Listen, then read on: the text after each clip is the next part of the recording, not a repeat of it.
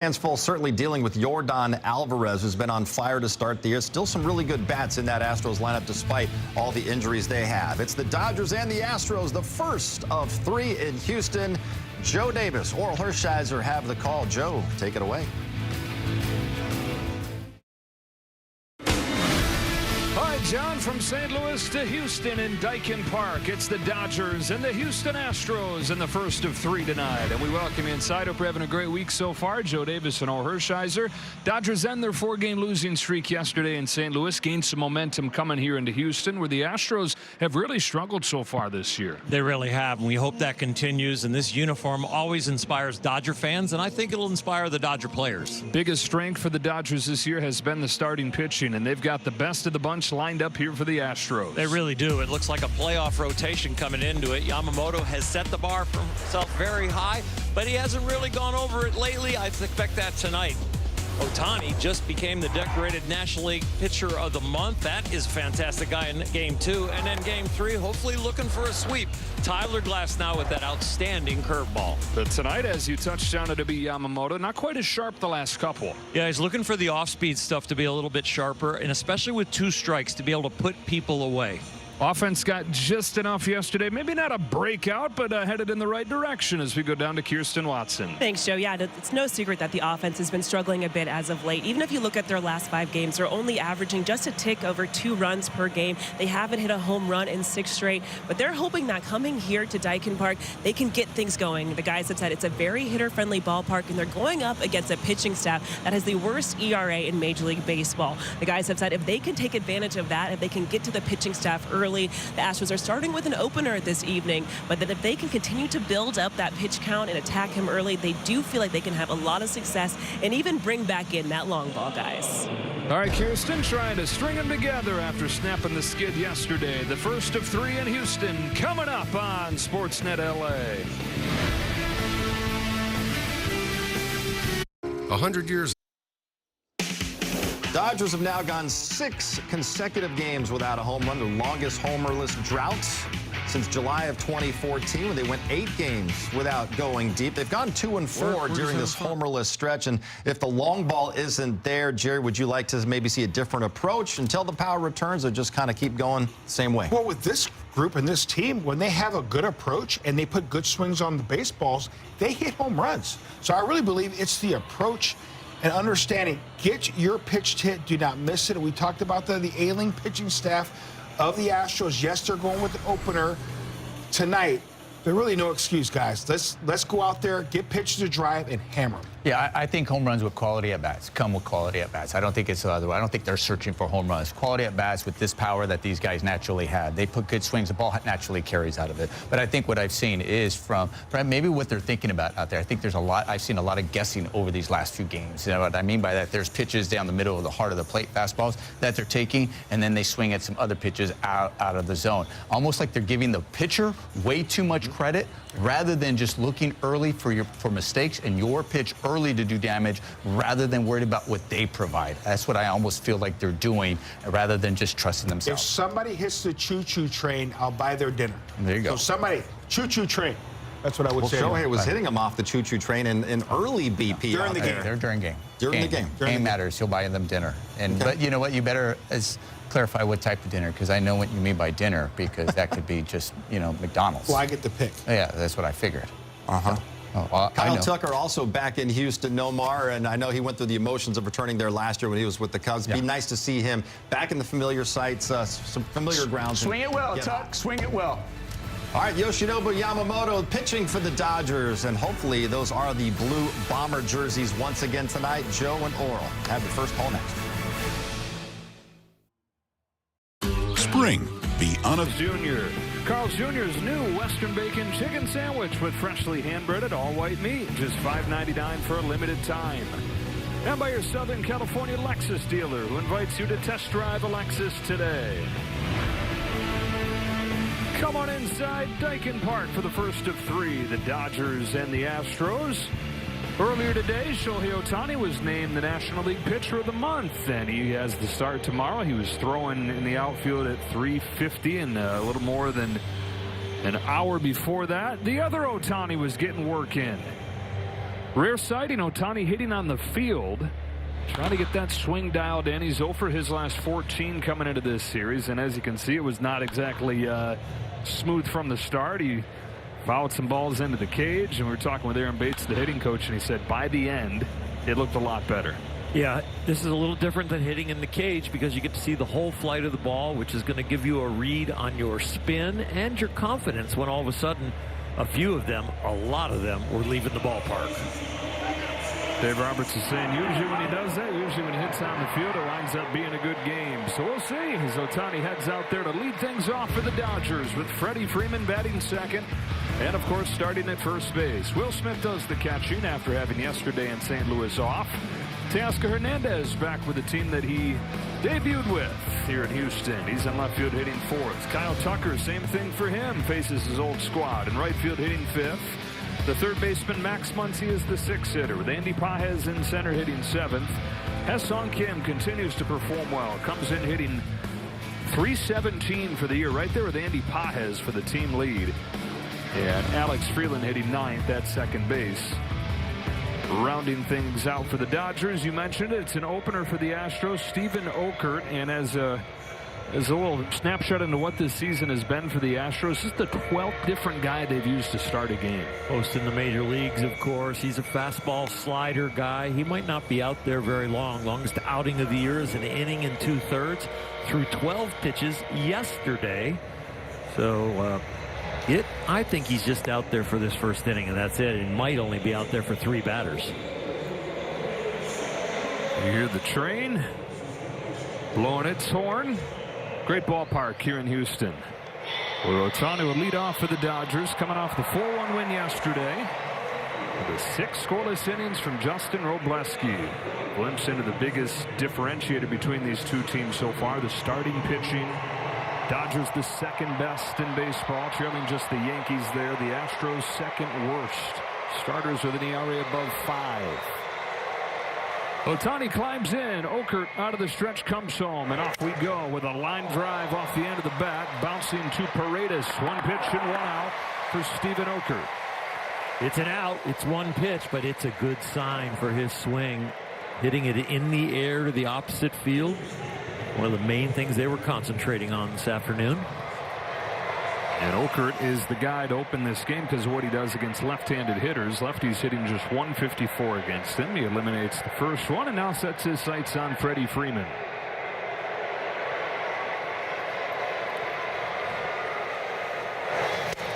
Strike 1 from Okert. Ohtani wasn't the only guy to change his routine today. Freddie Freeman took batting practice with the team. Good weekend in St. Louis, had 5 hits, but he said still not feeling right, so going to change it up. We'll see Freddie probably once every, 3 weeks. Take batting practice on the field, 2 weeks. The swing just has not felt right for him this year. And it's hard to believe him because the numbers are always so good, but he'd tell you the swing hasn't felt right for years. He's down quickly here, and Okert wiping him clean. We do not see Freddie do this very often. I mean, that is a ball almost out of hand when you read the slider spin. Yes, it looked like it could have been a fastball, but Freddie's eyes would tell you he knew that was slider early. 2 up and 2 down. Will Smith, first right-hander to get a crack at Okert. Astros hope that it's the last. And then get just a 1-2-3 inning from their opener and hand it off likely to Ryan Weiss to have the bulk today. Smith had yesterday off, 1 for 6 the first 2 games in St. Louis.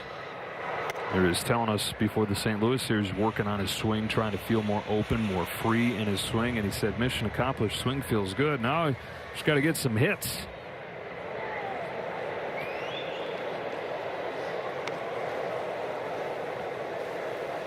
Yeah, the baseball doesn't care how you feel. You just got to execute and hope it misses fielders or finds grass. And he will find some grass. A 2-out hit for Will Smith. So Okert retires the 2 lefties that he faces. The first righty dumps a base hit into left center field and gets another righty to the plate in Hernandez. Well, in the off day coming up on the 7th, Will has his charity event and it's a comedy event, so I hope he has a good series so he can be laughing that night. You gave him what I thought was a great idea. I don't know if he's going to take it. Having his jokes on a wristband, on a catcher's wristband. I think it's perfect. Ball on Teoscar. Hopefully he had already thought of that, and I was stealing an idea. That's why he didn't want to give into it. Poker face from Will. Oh, yeah, that just in.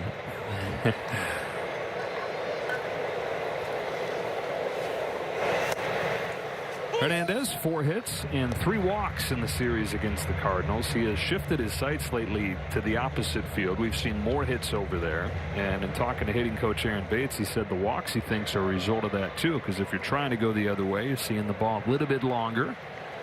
The walks have gone through the roof the last week plus. There's a chase right there, but it looked like he was looking for a breaking ball down and in, kind of go after it. The ball just hung up there. Made him flail at it. 34-year-old from Riverside, California, Stephen Oker, looking to put up a 0 to start this game for Houston. His 1-2 to Hernandez, taken downstairs. The Astros just 14 and 21. Only the Angels and the Red Sox have worse records in the American League.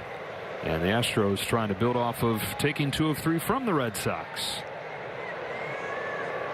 Over the weekend at Fenway. 2-2. Stays alive. They pitched pretty well this weekend. That's been the exception. Had some timely hits. The offense has actually been great for the Astros, but the pitching so bad that they find themselves 7 games below 500. And Ryan Weiss, who figures to handle most of the game tonight, getting ready. Smith at first, 2 out. And a 2-2 pitch to Teoscar Hernandez is smacked to right center field. An opposite field base hit for Hernandez. And back-to-back 2-out hits for the Dodgers. As the Dodgers have struggled through this offensive drought, each and every player is looking at the symptoms of what's going on with them individually and then trying to take those symptoms and find the foundation. Maybe the foundation for Teoscar is going to the opposite field to get rid of the symptoms of the rollovers and the chases. Kyle Tucker gets a chance here, and apparently these fans don't know that Tucker was traded. He didn't trade himself as they boo him coming up to the plate. Swings and misses. Tucker spent his first 7 seasons here in Houston, winning a world championship in 2022. Traded to the Cubs last year. And hit well when he came back here with the Cubs last year. His first trip here in Dodger blue. Swings and misses. He's down 0-2. Doubled and scored yesterday. Has a 10-game on-base streak coming into this series. Not much seems to stir him, but you figure that this would be something to get the blood pumping a little bit.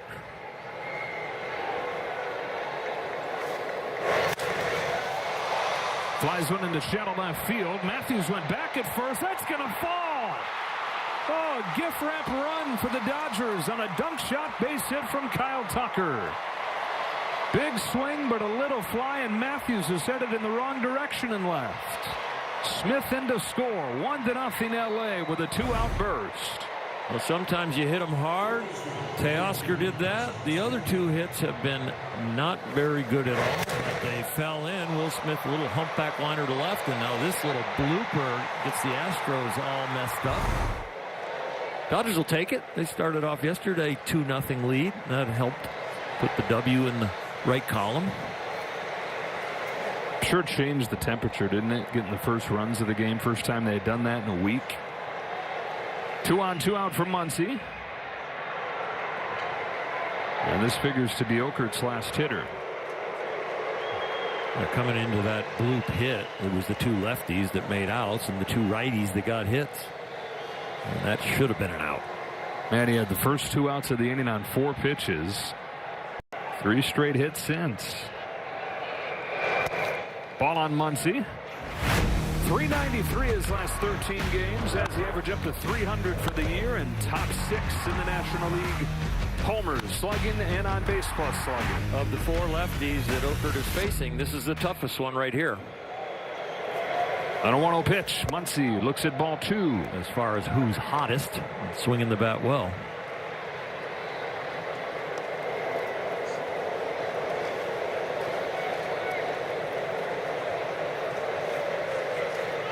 Fastball middle in or a breaking ball lazy in the middle, he will kill it.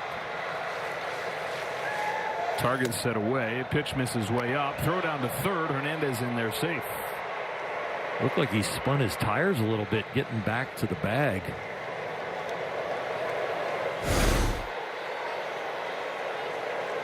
Right there was just a little odd step with his right foot where he didn't gain much distance to the bag. 3-0. Here comes ball 4. Bases loaded.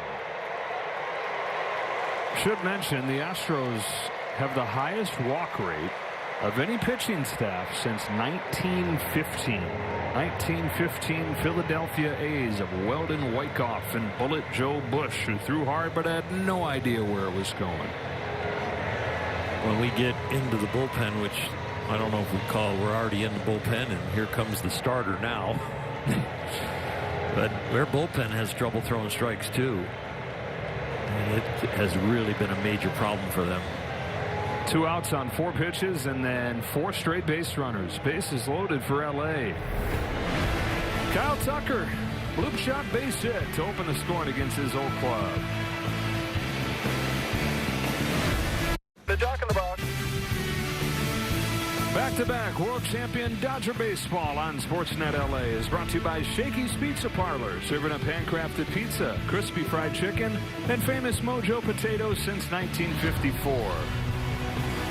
Dodgers have a run. They're looking for more. The bases loaded and 2 gone in this first inning. Ryan Weiss will be the bulk guy today. Comes on to face off with Andy Pages. Strike 1.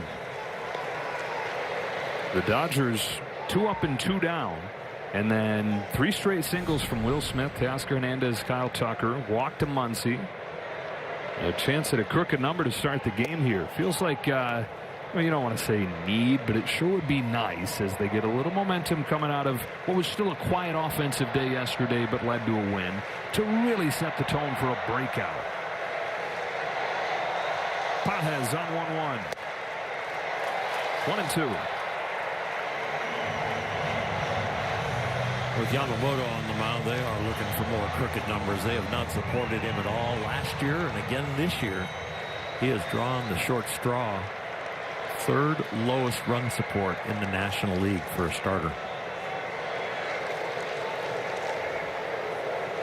Weiss to Pages, the 1-2, and he fouls off that high heat at 98, and Weiss is feeling revved up. This guy usually 95, 96. But inherited in the bases loaded situation. See, 98. 2 types of fastball, the sweeper, the main breaking pitch, and then he throws a changeup off his 2-seamer. Pages able to get there.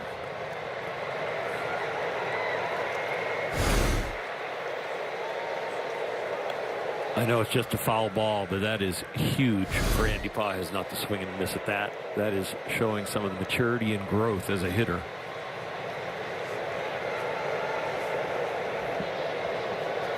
Another 1-2 pitch. Got him with the fastball. Some of the fastest pitches Ryan Weiss has thrown in the big leagues here to get out of this bases loaded situation. The Dodgers settle for 1.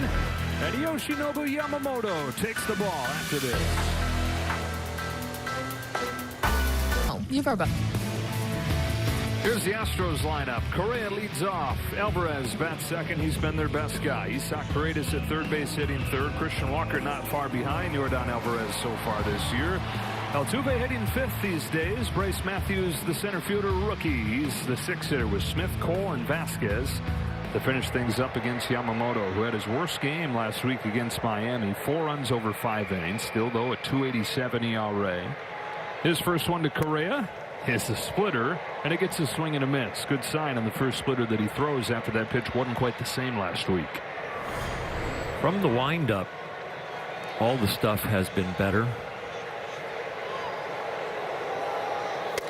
Tonight, I'm really going to watch how he pitches from the stretch.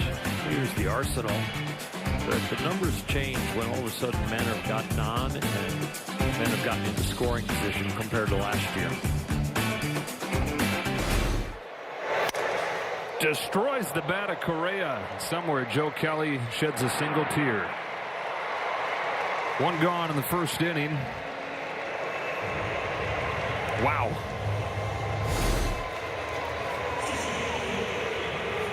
You know, that is way in on the label. Not a good feeling for a hitter when you just have the handle in your hand after a swing. It's like, wait a minute, this doesn't feel as heavy. Yeah, I used to be 34 ounces. Yordan Alvarez with one gone takes the ball, and you could make a good argument that this is the best hitter on the planet right here. Combination of power and bat to ball ability. Rough series over the weekend in Boston, but you throw that out and he has been an absolute monster, which he always is when he's healthy. You're not supposed to be able to hit a ball 500 feet and make as much contact as Luis Arraez, but he does. Yeah, he's a really, really good hitter. The balance, the power, the pitch selection, and then he thinks long with you as a pitcher. You get him out on a certain pitch, I'm not sure you would want to revisit that pitch in that area. Yamamoto's 1-1-2 misses away, and even if you pick the right pitch, if you don't put it exactly where you want it, you're probably not getting it back.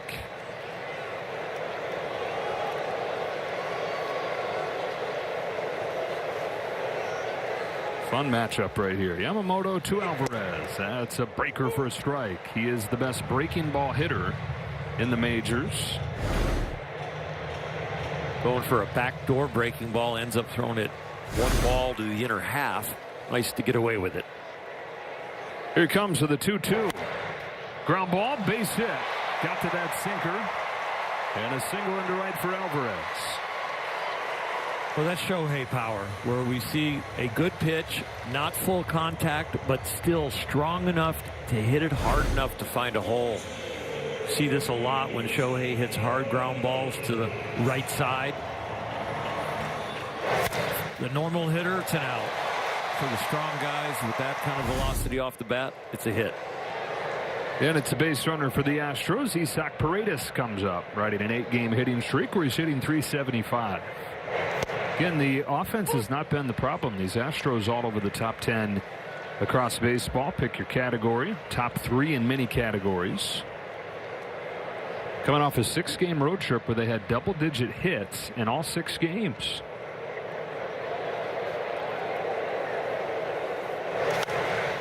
Nothing in 2 on Paredes.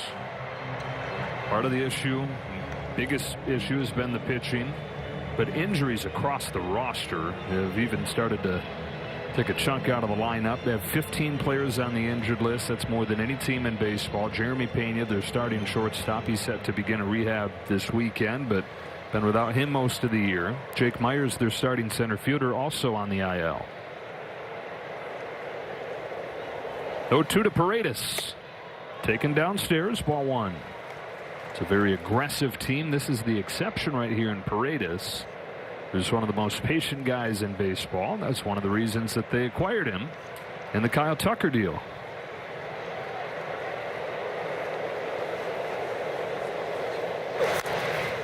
Stays alive.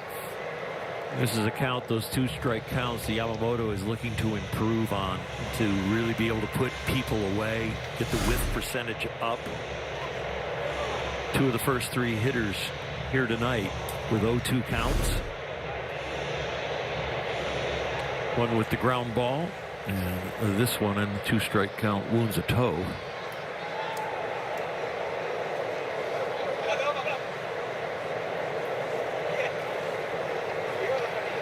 Paredes in some pain right as we're talking about all the guys that are hurt.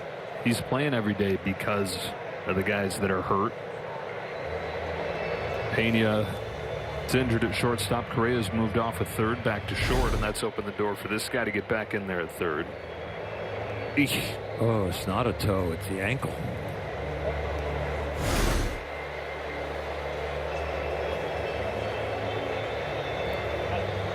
It's been one of those years where Astros people tell you got to just kind of laugh at this point because it's like every day somebody's fallen. And their hope is that they can keep their heads above water, hang around in a division that is not very good. Just can't dig themselves too big a hole. And because they're in the West, even with this bad start, they're only 4.5 games out of first place. The A's are in first at 18-16. Paredes back in there for this 1-2.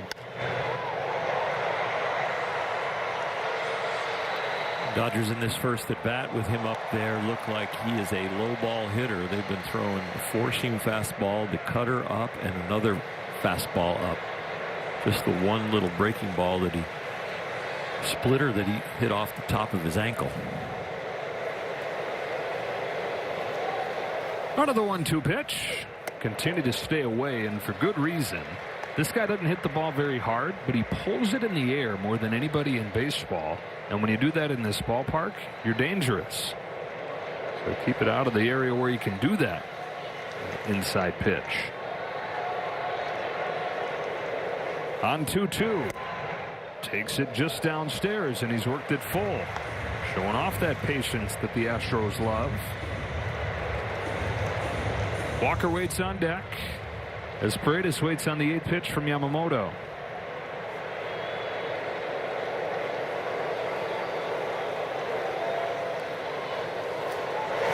What a walk. First and second with one away. Let's get a word from Echo. It's time to go yard. Echo, power on and on. Yamamoto 4 walks against the Marlins last week, just 5 in his first 5 starts combined. Paredes earned that one. As much about his patience as it was anything Yamamoto did wrong. So first and second, one away in a 1-0 game. And Christian Walker, who struggled mightily in his first year in Houston last year, looks like a different guy this year. Top 10 average, on base plus slugging, and in runs batted in. He seems to always do well against the Dodger uniform. There's graphic proof. Exactly. 29 home runs in 93 games. On this 1-0 pitch, tapped into the glove, 1-1.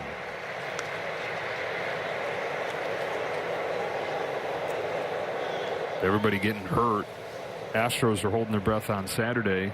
Hottest hitter here in Walker took a fastball to the head and was okay. He's back in there the next day, had 2 more hits. That one ties him up, and it's 1-2. Remember, this is the guy that got hit in the face by Kenta Maeda back in Arizona. Knocked him out for a month. Liquid diet for several weeks. Broke his jaw. So that's scary for any hitter, but imagine a guy that's gone through that already. Hospital stay, the broken jaw. Yamamoto again has him at 2 strikes, looking for that put-away pitch. He's thrown 9 2-strike pitches today. Still looking for that first strikeout. And you're touching on it against Miami. This is part of the deal as well. Strikeouts were down, and 4 of the 5 hits that he gave up came with 2 strikes. And the soft stuff so far is edgy or a ball. Just outside and works it full. A good shot, but it was a ball. But the splitter and the slider and the curveball have all been kind of borderline or ball out of hand, and so he's not getting the chase.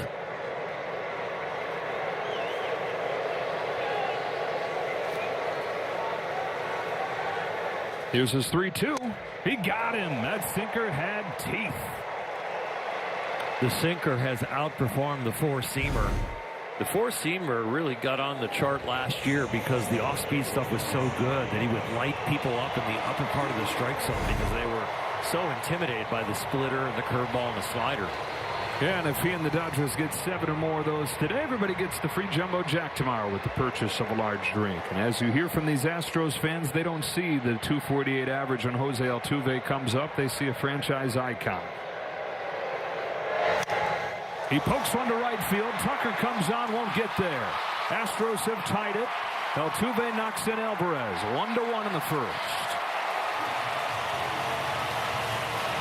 The breaking ball looks a little lazy in live action. We'll see on the replay, but I think it's kind of up and out there. And if it's sharper and down, yeah, if it's a little sharper and a little bit more down, he can't get it off the end of the bat, but it is a decent first pitch strike, and it's not hit well, but same type of run the Dodgers scored. Loop hit after the bases got packed a little bit. First and third for the rookie Matthews.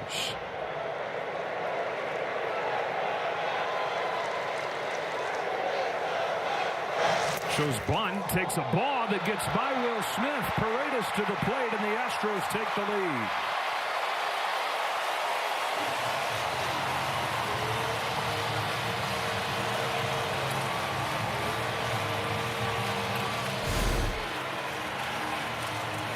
Squares to bunt.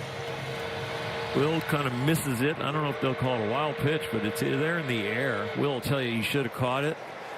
Yamamoto will tell you that he should have threw a better pitch. It does not work out. This is what is known as bad presentation. Altuve took second. 2-0 on Matthews. Bad presentation and a bad time for it after you win yesterday and put an end to the bad vibes that I think everybody was feeling. Put an inning into this game and have that bad taste again.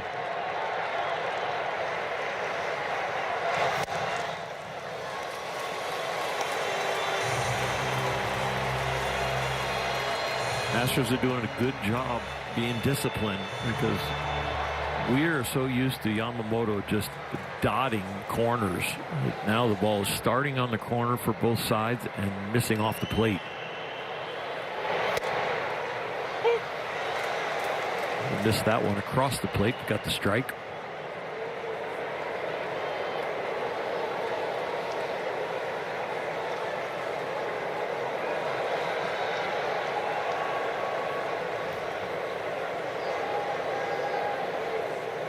Matthews flies this curve into right center field for Andy Pages. And that'll do it for the Astros in the first, but they get two. Both teams getting in the scoring column in the first inning. Along the way.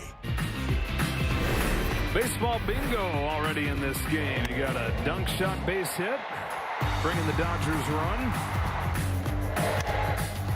You got another dunk shot base hit here. It's maybe not bingo, just not exactly the prettiest inning of scoring. Baseball's a beautiful game, but sometimes you got to show the ugly part to know how beautiful it is when it's played right. That's right. Polarities. 2-1, Houston in front as Kim leads off this second for the Dodgers against Ryan Weiss, who he faced off with back in the KBO. Second season in the big leagues for Kim. Man, has he been good. 2 for 2 with a run knocked in and a run scored yesterday. Knocked in a run in their first rally. Scored a run as they tacked on late.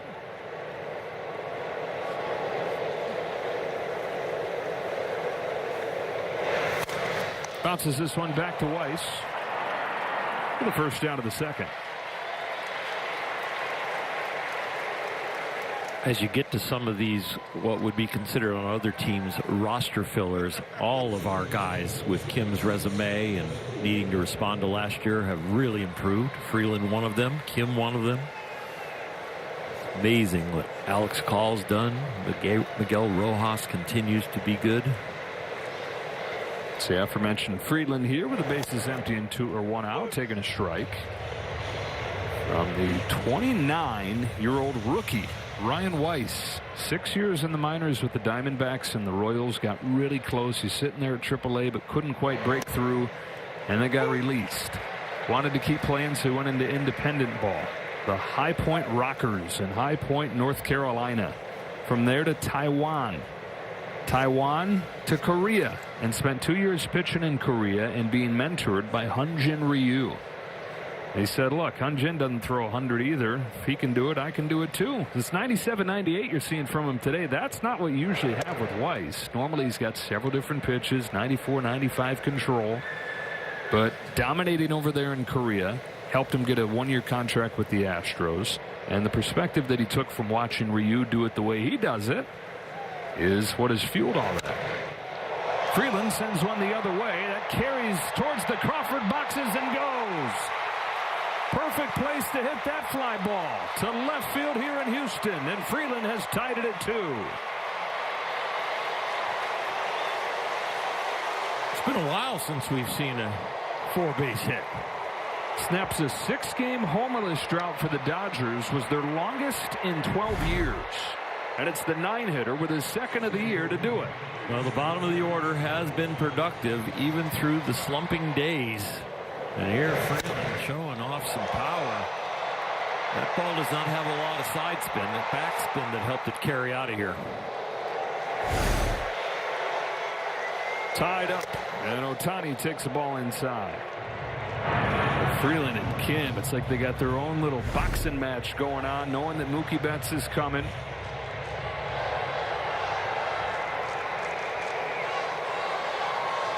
First one for Freeland since the second game of the year.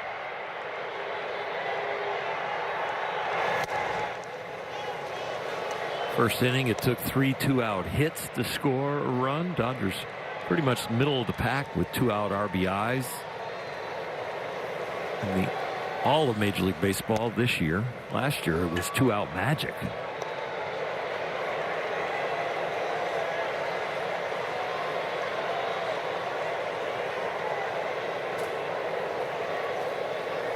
(3-0) to Ohtani, and a 4-pitch walk for Shohei.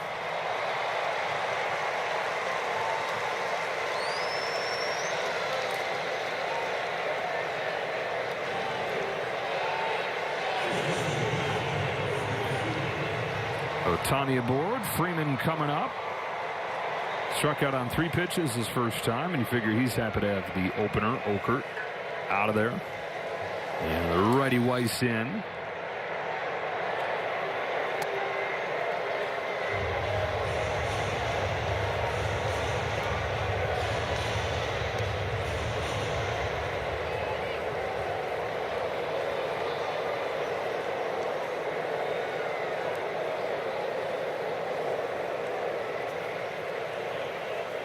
On the 1-0 pitch, Freeman fouls it off. 1 ball, 1 strike.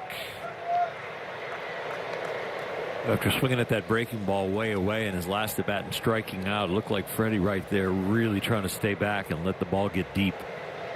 Completely different now with a right-handed breaking ball on the mound compared to the left-handed one.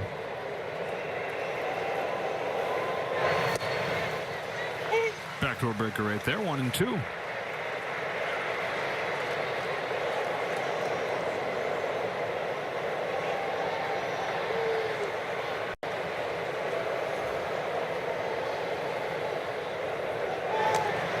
Check on Ohtani, who Dave Roberts says will hit tomorrow in addition to pitching.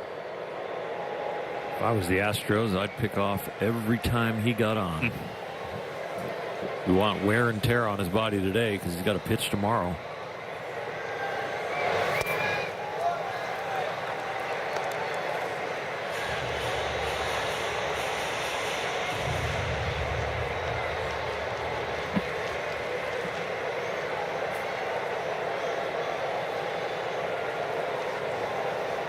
Two to Freeman. His second strikeout. Freddie will tell you that one was worse than the one against the lefty because this is a hanger that he can reach, and it's just saying hit me, but he misses it. And with a look back at the catcher as if to say, how did I miss that? 2 outs for Will Smith. That was the situation in the first inning when Smith singled. And came in to score the run.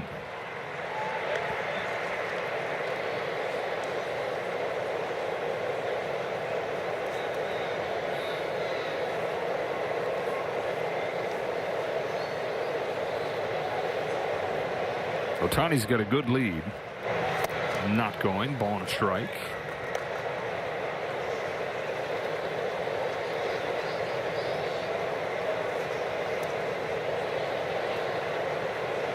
Four steals for Shohei in his many tries this year. to deep left center field. Matthews going back at the wall. Can't get it. Had it in his glove, but it popped out, and the Dodgers have taken the lead right back. Ohtani's in to score on a smash off of the bat of Will Smith. He said the mechanics and the swing feel better. I just need to find some hits. I would think that the official scorer is going to give him a double on this. There's a home run in a few ballparks. But here, a little clank off the glove. Double. Off the heel of the glove. Had plenty of height on the jump.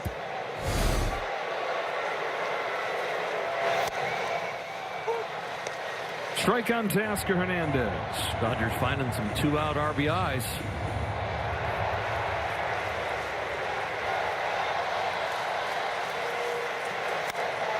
There's another one way up there. Not quite as far, though. And that'll do it for the Dodgers in the second. They tie it on a home run from Alex Freeland. They take the lead and a double from Will Smith. Back and forth we go.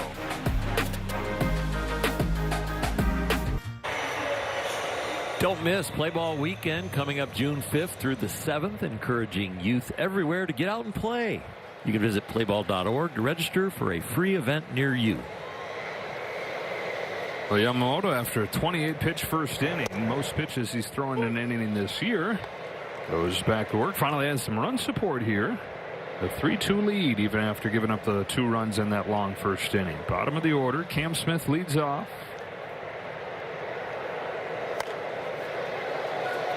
Yamamoto quickly ahead of 1-2. He's got to get in the zone to cut that pitch count down. Only 11 pitches of 28 were in the zone. He got 5 chases. That helped him out. But, yeah, he needs to get more in the zone, and then they will chase even more often. Cam Smith, talented right fielder. The Astros, who has struggled for a lot of this season, trying to build off a 3-hit day yesterday, though. The game-winning hit at Fenway. And a 10-inning win for the Astros. Smith was drafted in the first round by the Cubs in 2024. Traded in the Kyle Tucker deal before last year, and after 32 games in the minors, was the opening day right fielder. Swings and misses at a sinker here for strike 3.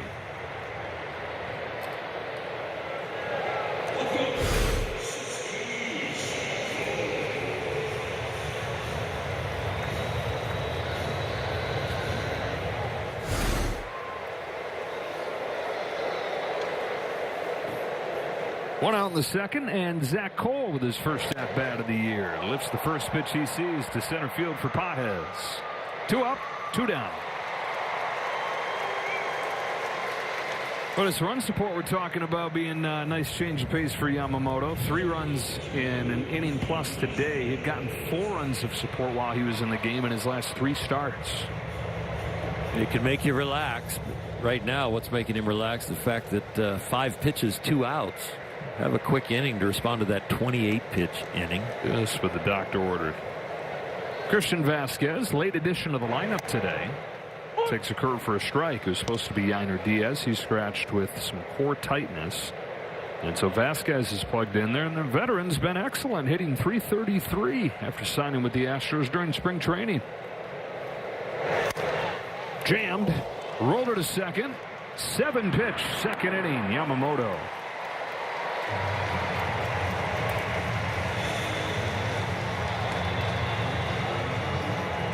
By authority of the Los Angeles Dodgers and may not be reproduced or retransmitted in any form, and the accounts and descriptions of this game may not be disseminated without the express written consent of the Dodgers. Back-to-back world champion Dodger baseball on Sportsnet LA is brought to you by your local Kia dealers. Visit Kia.com to discover movement that inspires. And by Hawaiian Airlines. Hawaii starts here. Dodgers have a 3-2 lead with a run in the first and 2 in the second. On to the top of the third, and Kyle Tucker, who started the scoring with a ball that he thought was going to be caught easily, landed in shallow left field, extended his on-base streak to 11 games. Jack Cole left has had an adventure out there. Tucker swings at the first pitch and fouls it back.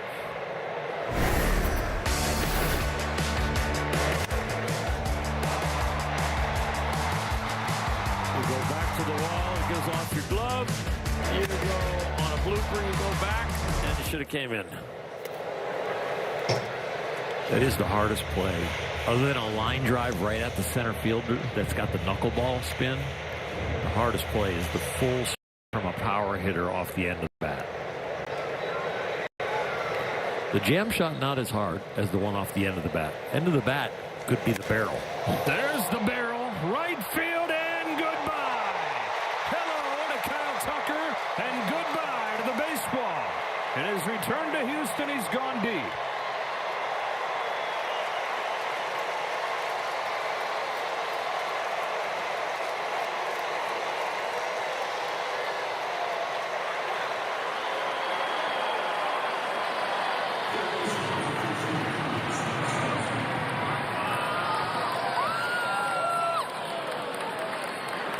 How good does that have to feel? Well, RBI 17 on the year was a soft contact one. RBI 18 on the year was loud contact. Ball on Muncy. First hit, 68 miles per hour. That hit, 107.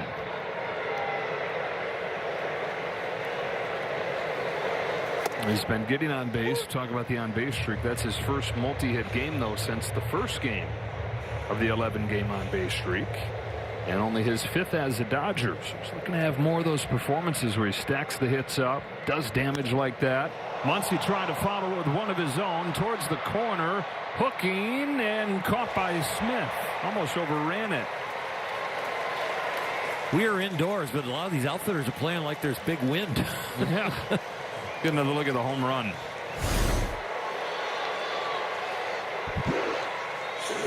Inner half heater, and he turns on it, and he did not miss it.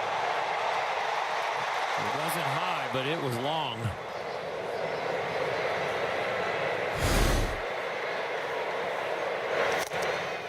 Strike on Pages. Tucker has reached 20 home runs 5 consecutive seasons. First few years here in Houston, he was back and forth. Those were those super teams the Astros had late part of the decade. He had a hard time solidifying his spot, even as a top draft pick. He was the 5th overall pick, big-time prospect, just couldn't quite break through. And he and Dusty Baker had a great relationship. Dusty came here in 2020 and took over. And Tucker thrived under Dusty, became an everyday guy, became a perennial all-star. Pages cracks a line drive into left center field for a hit of his own. I know we've gone back to the home run, and I know Pages just hit a line drive, but I was impressed with the facial expressions from Kyle Tucker on the bench, talking to his teammates. That was the fun part. Here's another fun part. Pages joins the parade of hits.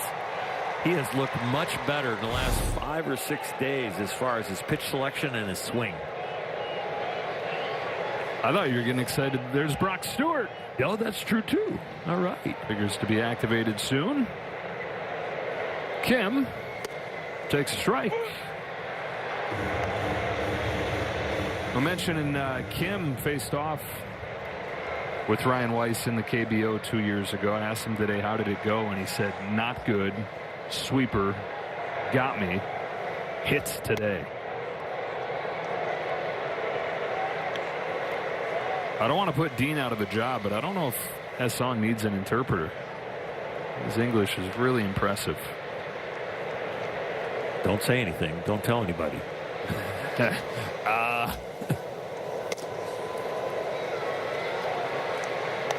What's more impressive than that is Kim, just the way he has become a much better baseball player. I think he's really this year proven he is a big leaguer.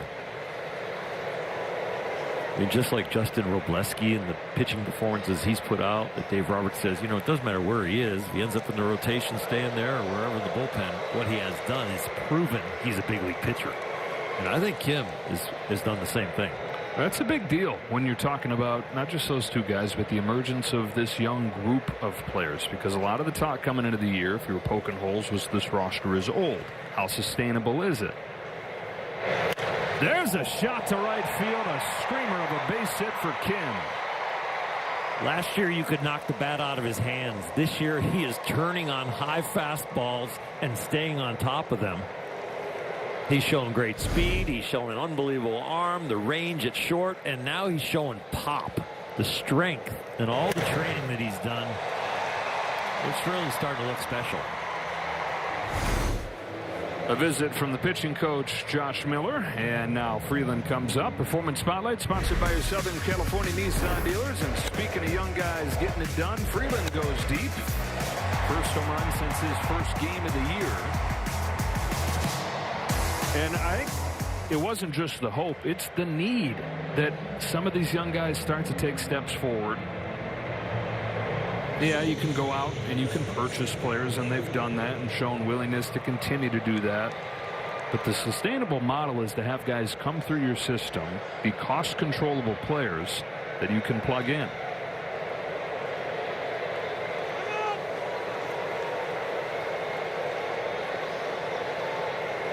Not only is that a backdrop for a great organization to have so many different places that can feed your big league roster, including free agency and trades, but with the backdrop of the new CBA on the horizon, of knowing that, you know, where are we going to be with the new rules as far as the basic agreement. And so, yeah, you want to keep your options as flexible as possible and your organization as healthy as possible.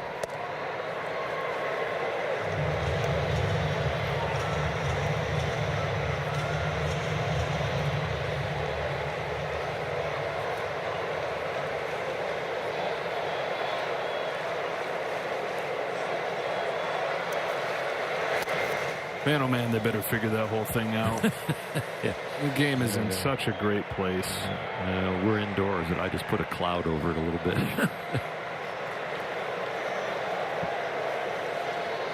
Let's live in the moment. What we got is a great state of baseball. We sure do. More popular than ever. And we happen to be in the eye of the storm, as the rest of baseball would say. The Dodgers are it. I'm talking to people about covering this team. I've made the reference before. It's like, yeah, I get to cover basically the 90s Bulls. Yeah. This is the kind of team that they make documentaries about. They write big books about. Well, they've written 2 chapters. It'll be a big book. They get the 3rd chapter in there.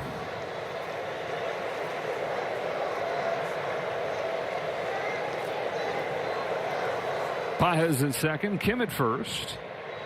Ohtani waits on deck. Freeland takes the walk, and they're loaded up for Ohtani. So nowhere to put him. The offense has started to break out. The 4 runs yesterday, already 4 runs today. Waiting on that loud sound from Shohei Ohtani.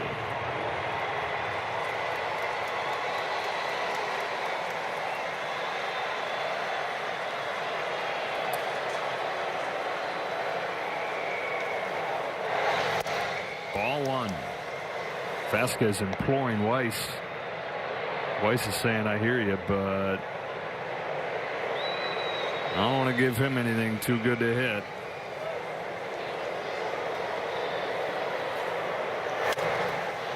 Slaps one left side. Paredes to go to second. 1. Throw to first is late.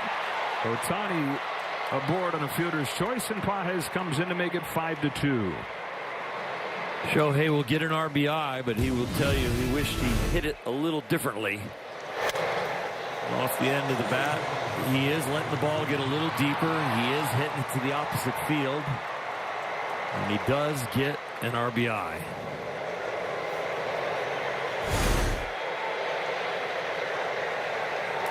Just the 14th of the year for Ohtani.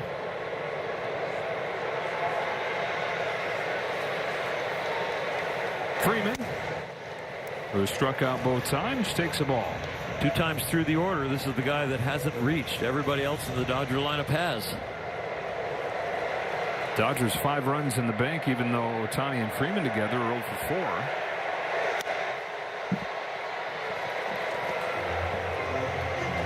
4. This is the kind of offensive output that we thought we would see coming into this ballpark after the win yesterday. Kind of an ugly inning on defense to get to this scoreboard, but the production has been there so far. There There's the line drive base hit for Freddie Freeman to join the party. Came in easily. The ball kicks away. And Ohtani's going to score all the way from first. 7 runs for the Dodgers. And we're only in the third.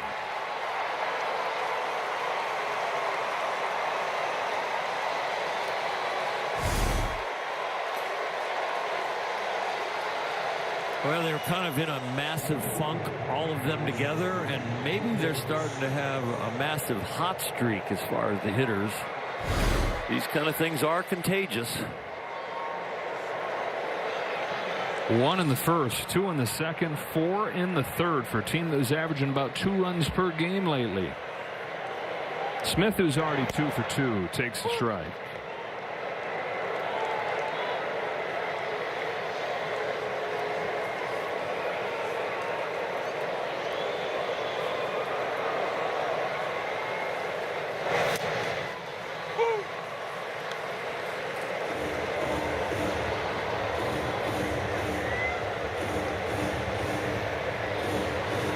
Everybody's been involved this part of the order, especially 3 through 5, 5 out of 6. That's Smith, Hernandez, Kyle Tucker.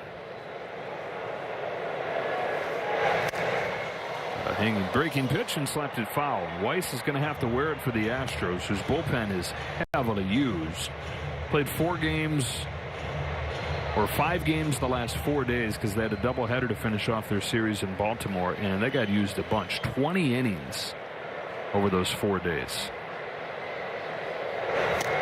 Smith is down swinging at the high fastball, and that does it for the Dodgers in the third. They'd scored 11 runs the previous 5 games. They've got 7 the first 3 innings in Kyle Tucker's return to Houston. La Playa awaits. 7, the number of runs of support for Yamamoto, and the number of pitches that he needed to get through the second inning after the longest inning of the year in the first. Back to the top of the order, and Correa taking a ball. If you have an inning over 25 pitches or more, and then your next inning is under 10, it should be called a Kershaw. I like that. As that is Clayton. 28 pitches. He comes back with a 7-pitch inning. That is very much like the Claw. The Claw.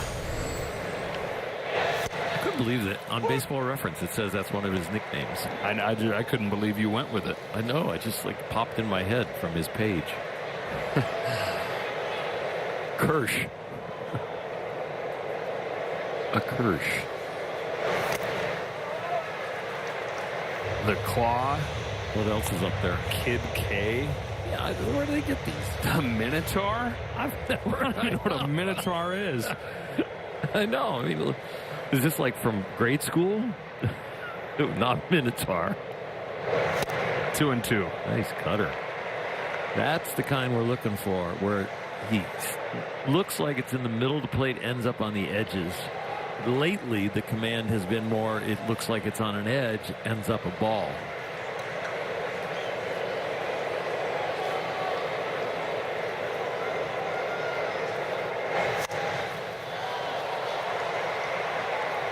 A Minotaur has the head and the tail of a bull and the body of a man. I hope Clayton's watching tonight. I always thought he looked like he had the what is it, head and tail of a bull on the body of a man. Clayton, if you were listening, or any of the kids, text us. Swing and a miss. Splitter dances by him. The last 3 pitches were starting in the middle, ending up on the edge, and what do we get? The whiff percentage goes up. Look at that ball. Yep. As you're going to start the bat, you get your cutter and your slider and your splitter all starting in the middle, and then working to an edge, you're going to get the swing and miss. One away for Yordan Alvarez, who singled his first time and came in to score. He takes a strike at the knees on a sinker.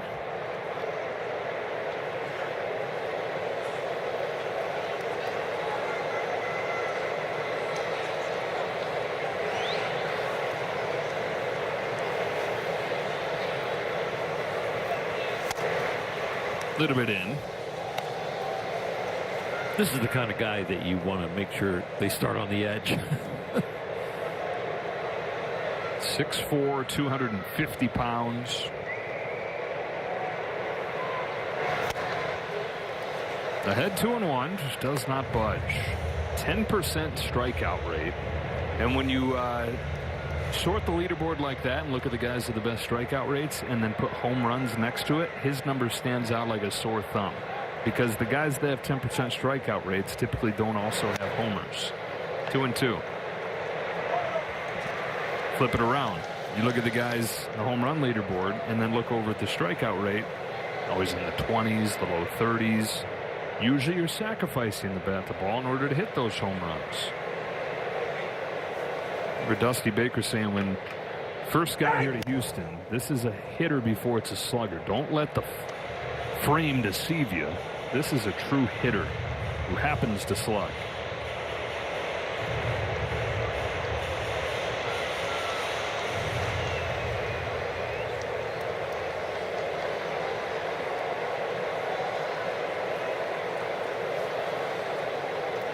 Two from Yamamoto. Alvarez takes inside and the count goes full. Singled with 2 strikes his first time on a sinker.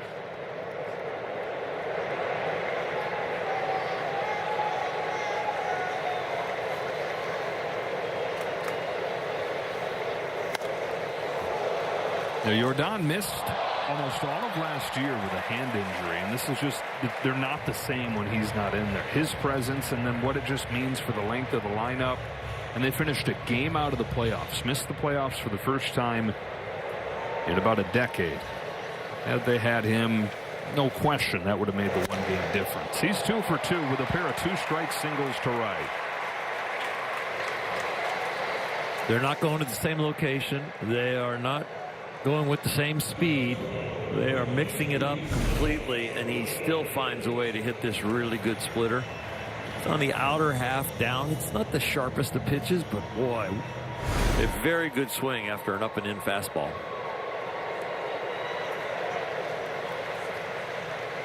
One on, one out for Paredes.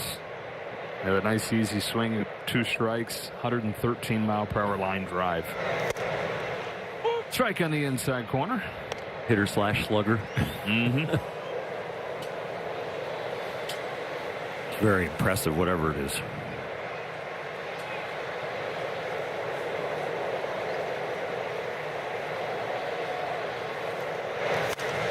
Down to third. Muncy to second. Freeland to first. Double play.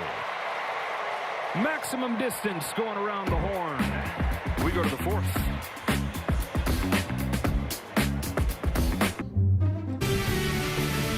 First 40,000 fans in attendance on May 8th will receive a Miguel Rojas Game 7 home run bobblehead presented by Security Benefit. For information, visit Dodgers.com/promotions. 4, 5, and 6 for the Dodgers. They have 7 runs through 3 innings in this game. And Teoscar Hernandez takes ball 1 from Ryan Weiss. 7 is the lucky number, right? This is Yamamoto's 7th start. They got 7 runs for him. The 6 prior, 11 total. Thank you for the support tonight, boys. It's easy to say that felt like it was time for this, but it was starting to feel like a crazy breakout game was coming. Well, the equation's right. It's a hitter's ballpark with a bad pitching staff right now. We got a little challenge coming on.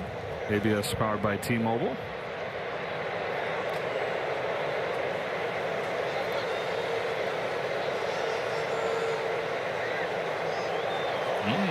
Pitches the ball, he's 1 count and ready.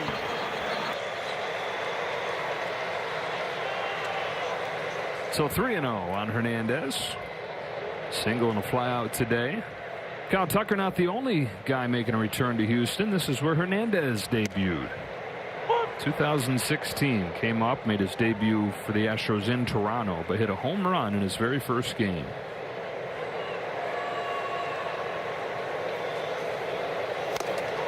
Ouch.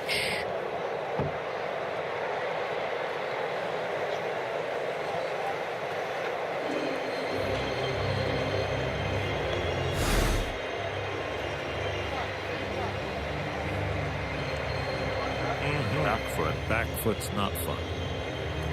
Don't wear the padding there usually.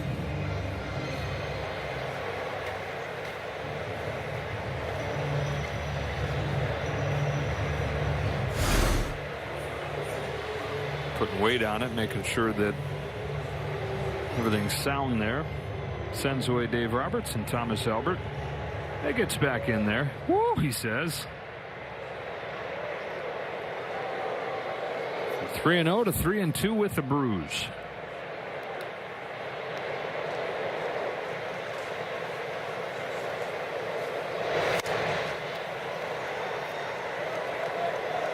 Ouch is what Teoscar was saying in his last game as an Astro.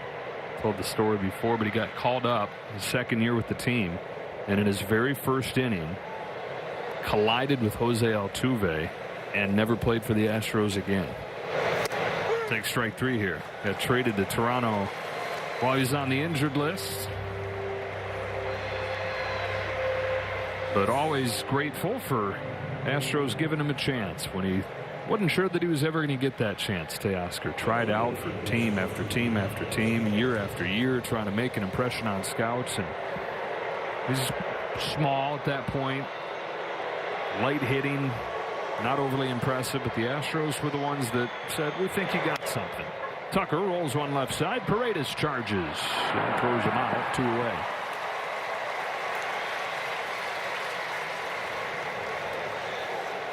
Let's get a word from Jack in the Box. Get my new Smash Jack Sliders Munchie Meal for a chance to win $75,000. Welcome to Jack in the Box. When scouts are in the stands, they are getting to know people's parents, the players, because they want to know if a growth spurt's coming. They want to know if what I'm seeing on the field, what's dad look like? What's mom look like? Is there a possible growth spurt? They even talk to the parents, like, are there any people that are over 6 foot in your family, like an uncle or somebody, your grandfather? They want to know all that kind of stuff, and they want to know the makeup of the parents and how the child thinks. It's one of the next levels of scouting. So if you got a kid that's really good and you happen to be maybe a little smaller in stature, you might want to rent a dad, talk to the scouts. Somebody 6'4", 220.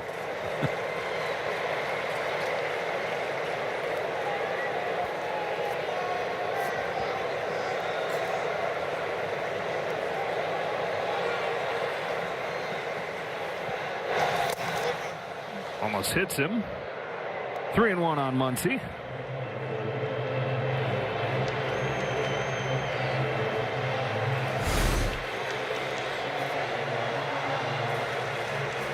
Mark Rippiger back behind home plate's gotten a couple balls off of him.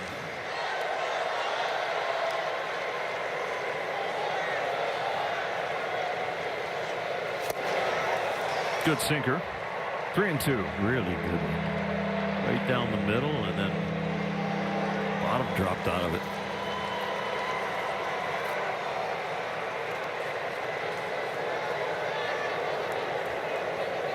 Payoff pitch. Ball 4. Second walk earned by Muncy.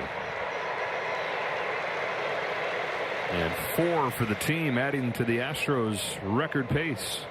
And 1 an inning. It's not good when you're setting the table for a great offense like the Dodgers. By far the most walks issued of any team. Also the most hit by pitches of any pitching staff. Makes for some painful games. Now, it's painful going 14-21 period, but when that's the biggest reason why it's happening, that's extra painful. Pages takes outside. He's 1 for 2. Singleton scored last inning. I've said it before, but when offense falls short, it's a long night. When pitching falls short, it's a long year, and that's what we're kind of looking at for Houston. They got to get healthy on the staff. Hunter Brown, their ace, is out. Josh Hader, their closer, is out. They have 5 starting pitchers that are on the injured list currently. Get off me ball. Rolls over to first base, and Christian Walker takes it himself. And the first 0 put up by Astros pitching.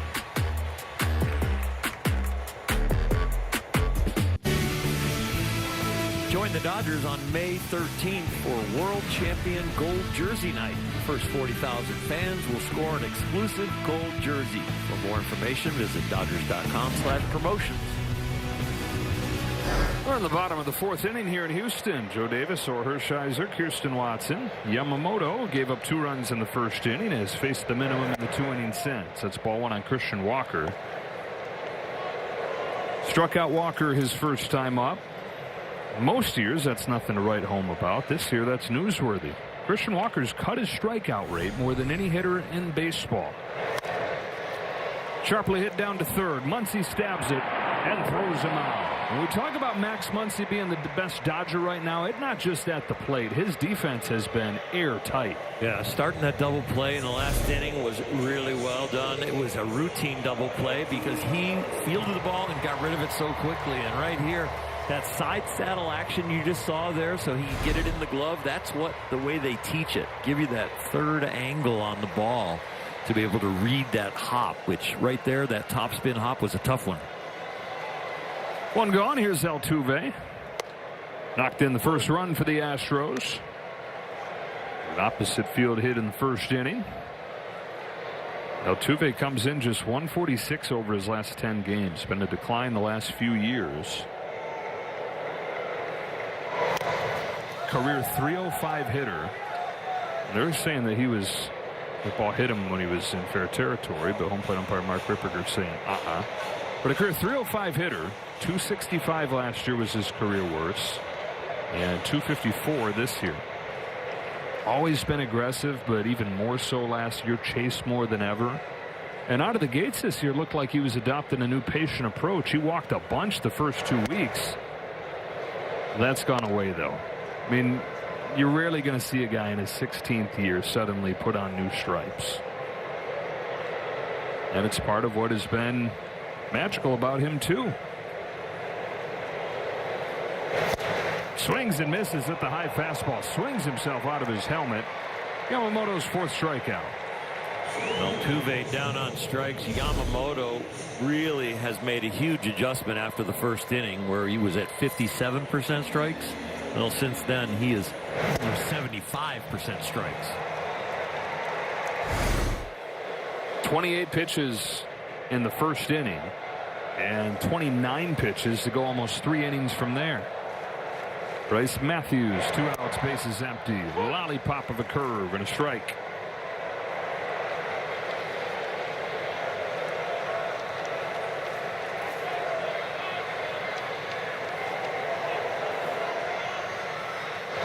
Jeez. He's there now. He's back to being Yamamoto. Everything kind of starting in the middle and then having a lot of action. Not just with 1 pitch, almost all of them.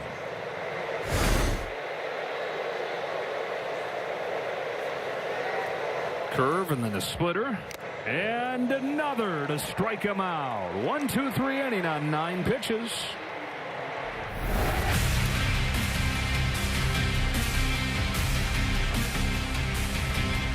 Oncologist prescribed biologic in psoriasis. Learn how AbbVie could help you save. Back-to-back world champion Dodger baseball on Sportsnet LA is brought to you by your Toyota dealers. We make it easy. That's a ball on Ha-Seong Kim. 8-9-1 coming up for LA in the top of the 5th. Kim 1 for 2. Scorched a single his first time or his last time and came in to score.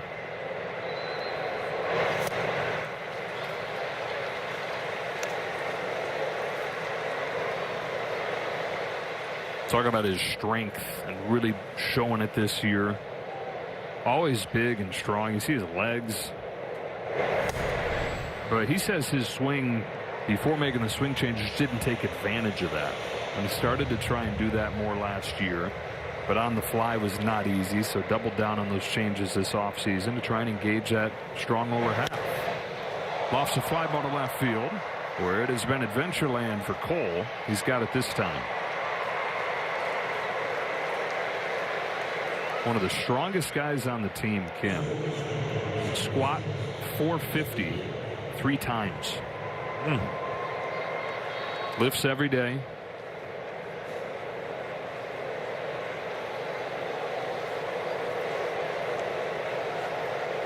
You know about that life. Yeah, I squat 350 3 times, but I break it up to like 25-pound increments. Strike on Freeland. Getting up and out of the chair.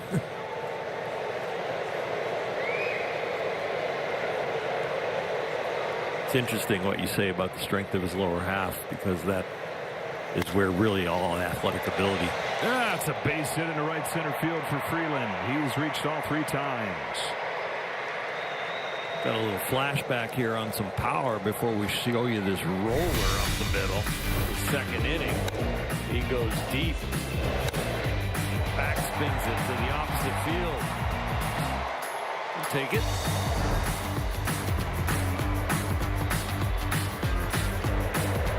And now, a little carom off the mound helped him get it away from the shortstop.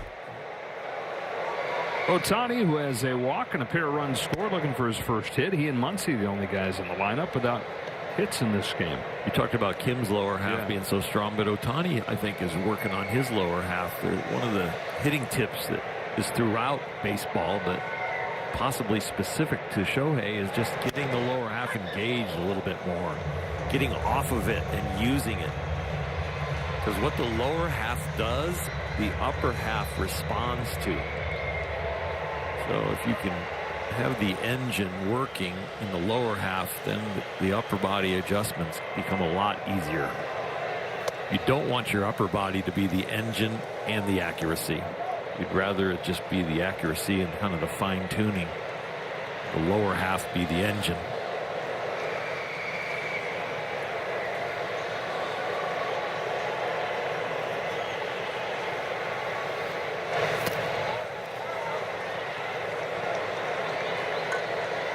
The upper half is the engine and the accuracy. You get a lot of rollover ground balls. A lot of arm swings, a lot of handsy finishes. The upper body will stay a little quieter if the lower body's getting it done.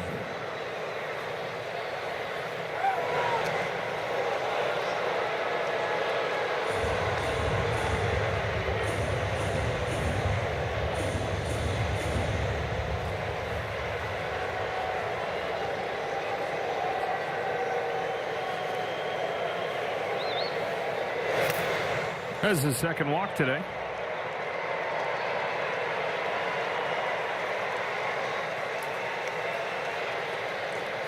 And here's Freddie Freeman. You do have to walk before you hit, right? Because you got to have good pitch selection. If they're not giving it to you, you got to take your walk.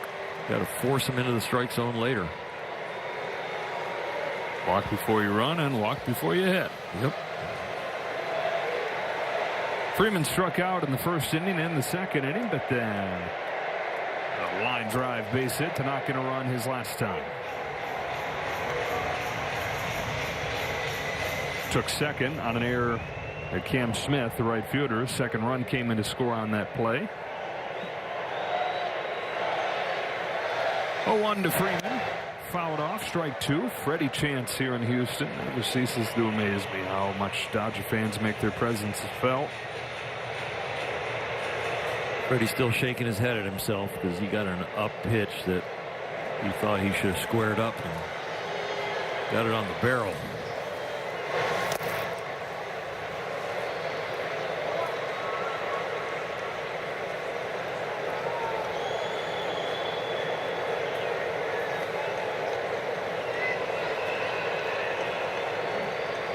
Single and a walk to put him at first and second. 1 and 2 on Freeman. Weiss comes home, and Freddie golfs one to right center field. That's another hit for him. Freeland's in to score. Second RBI single to the game for Freddie Freeman, and they've got 8. When it was up and away from him, he fouled it off and shook his head. This one's a breaking ball, ends up more on the inner half, and he stays down and through it. That has been his sweet spot as he's crawled his way out of this slump, is the down and in pitch about knee-high inner half where he's been able to handle it. 1 in the first, 2 in the second, 4 in the third, and now a run here in the 5th. Weiss is getting close to the end of the line here. This is right about where his pitch count is built up to, and a bullpen that has been heavily used the last few days going to get taxed again tonight. Let's get a word from Morongo. Midland, live July 18th. Get tickets now. Morongo. Smith 2 for 3. Single, double, RBI, runs scored. Stuff in the stat sheet, as is the team. 8 runs on 11 hits and 5 walks.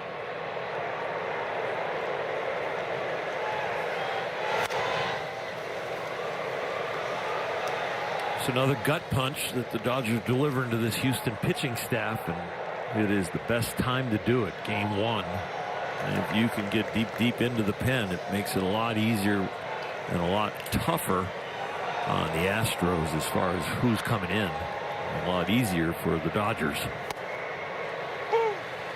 Ohtani and Peter Lambert tomorrow from the Colorado Rocky.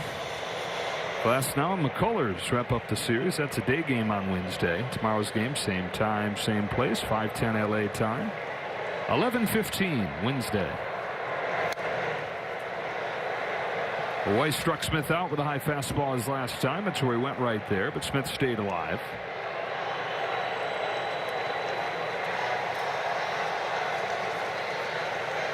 Ohtani at third, Freeman at first. A run in the bank here in the 5th.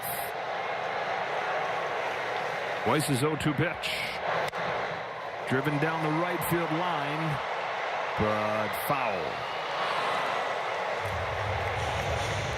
They tried to go back to the well right there, go high and away with a fastball. This one Will could reach, and the at bat where he struck out, it was well off the plate. He didn't reach it at all.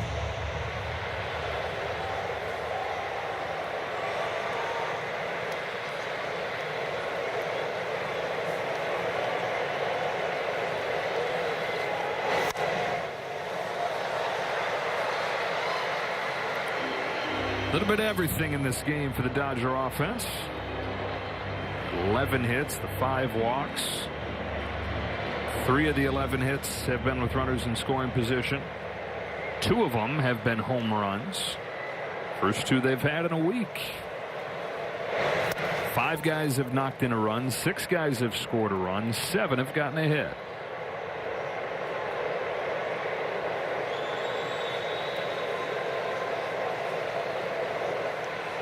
It's like Oprah at Christmas. Back to that high fastball, and Smith went around for strike 3.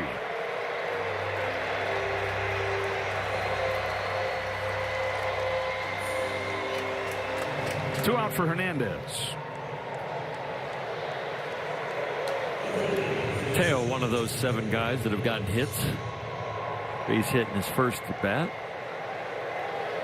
Fly out and a strikeout looking. They're going to get plenty of ABs tonight. Back to him.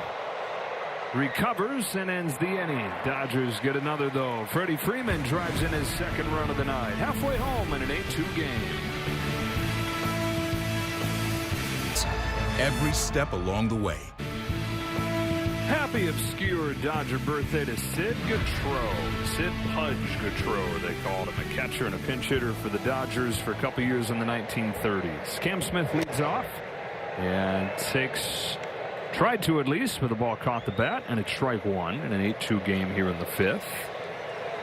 So Sid had some time with the team, but then World War II came. A lot of guys that paused their careers, but for him that was pretty much it. But not about how his career ended as much as how his pro career started. He was 20, growing up in Louisiana, wanted to play baseball, didn't really have a team that would take him, but then he got wind that the nearby Louisiana State Insane Asylum was looking for players. It was a deep drive to center field. Pages makes the catch. Smith gives it a ride, but Pages in front of the wall hauls it in. Let's see the catch. Good timing on the jump. Nice soft hands. Deflects from the fingers into the webbing.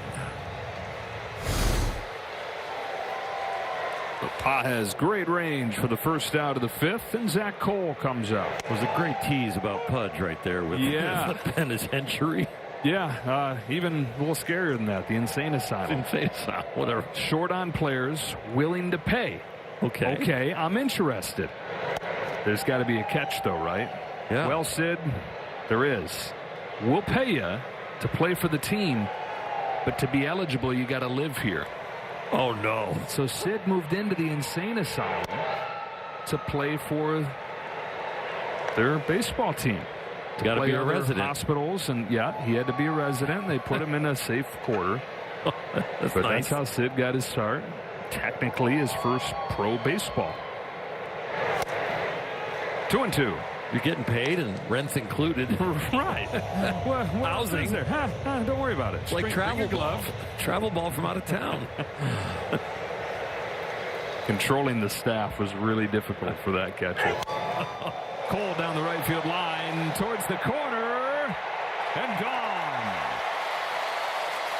Zach Cole in his first major league game of the year has gone deep.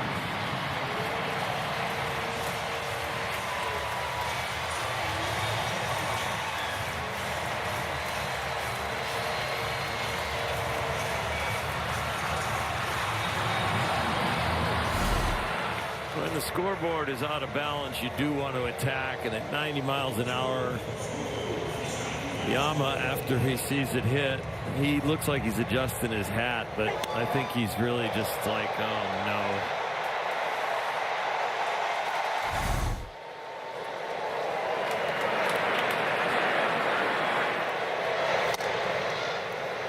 A little bit away on Christian Vasquez.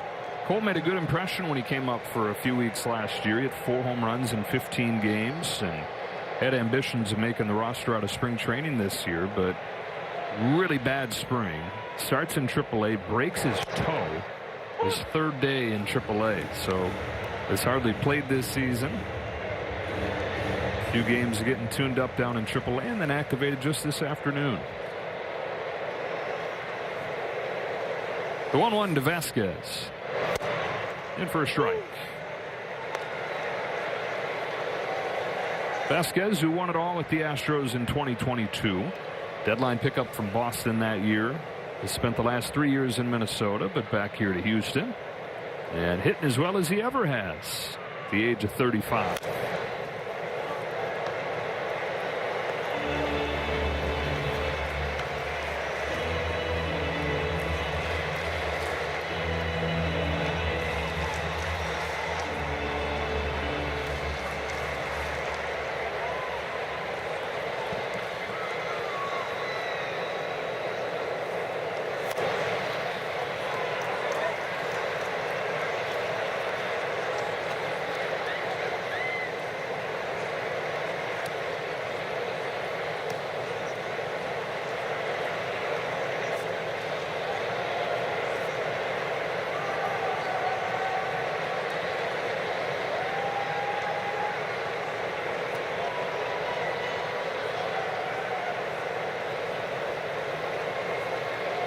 She tries again with a 1-2 to Vasquez. Got him with the elevated fastball up to 97 that time. His 6th. This is the home run, and there's some Astro fans that want this souvenir. A little bit of a battle. Who's going to win it? Shohei. Little kid got it. Low man wins. Oh, he's the champion. Like Lion King there at the end.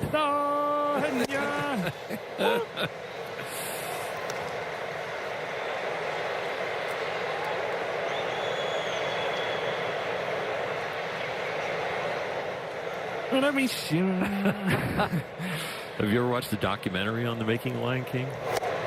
When the 2 on Korea, I haven't. When they're going over the script and then some of the original songs, and the cast they're there and they're just rehearsing, and the people from Africa that were brought in to be on Broadway started bawling as they were singing their nation's songs in their native tongue. It was really moving. Have you seen Lion King on Broadway? Oh, yes. How is it? A few times. It's amazing.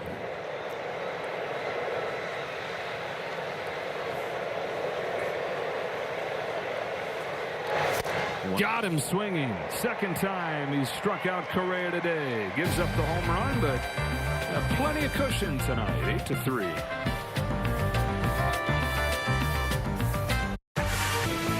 Back-to-back world champion Dodger baseball on Sportsnet LA is brought to you by Jack in the Box. Jack's new Smash Jack Sliders Munchie Meal with a chance to win the $75,000 prize for Jack's 75th anniversary. Kyle Tucker continues to hear the Boo Birds. 2 for 3 today. RBI single and a home run. Kai-Wei Tang, the former San Francisco Giant, is on to face him.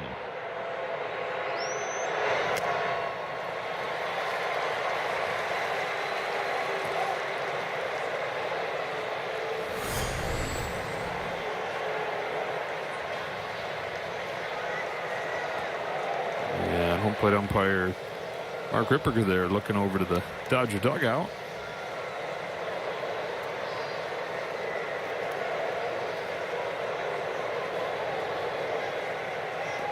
Not sure why.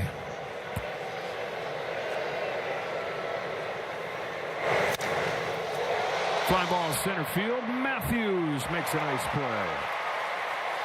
It's another one of those full swings, but a little off balance off the end of the bat from a power hitter, but he made a very nice break there in center field to make sure he got that one. What's it like going back to a place where you played for so long, playing your old team? I did it once with the Dodgers. Came back in a Giant uniform.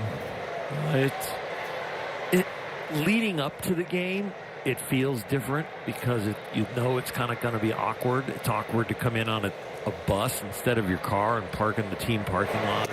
It's awkward to turn an opposite way when you come down the elevator and go into the visiting locker room, which is never pointed at the same level as the home locker room.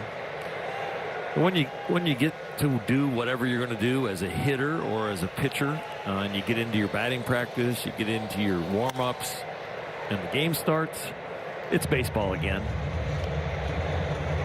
The odd part now coming back to me, because you asked me, is when you see your friends in the batter's box. So I guess for a hitter, it's a little different depending on who's pitching. But yeah, usually, 3 to 4 or 5 guys maybe you would know that you're going to face, that you're close to. And I thought for a pitcher, the least intimidating thing for the hitter now is they know I'm not going to hit him. If you buzz the tower for some reason, they pretty much know it was a mistake.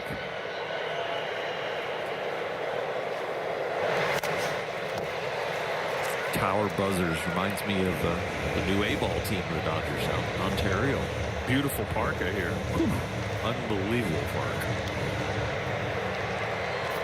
All you'd have to do is put one more deck on it, and it's a AAA facility. Wow. Yeah, the guts and the decorations and everything. Yeah, the quality of the construction.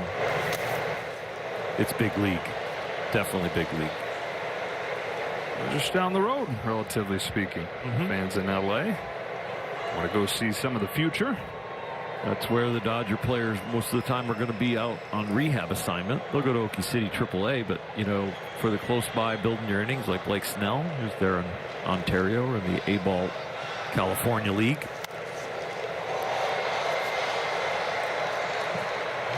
Speaking of, Kirsten, what do you got in the way of update? Yeah, Joe, so we have actually quite a few guys that are working their way back. You mentioned, of course, Brock Stewart being here with the team. Dave Roberts, that he could be activated in this series. But we have other guys, whether it's Kike Hernandez should be starting his rehab assignment very soon, likely this week. Someone like Mookie Betts is actually going to be taking part of a live BP. That's going to be on Thursday. And then after that, he should be starting a rehab assignment as well, guys. All right. That's when those tough decisions will happen. What to do between Kim and Freeland. Pages comes up here. And every time we talk about Kim doing something well, you look down and Alex Freeland is 2 for 2 with a home run and a walk.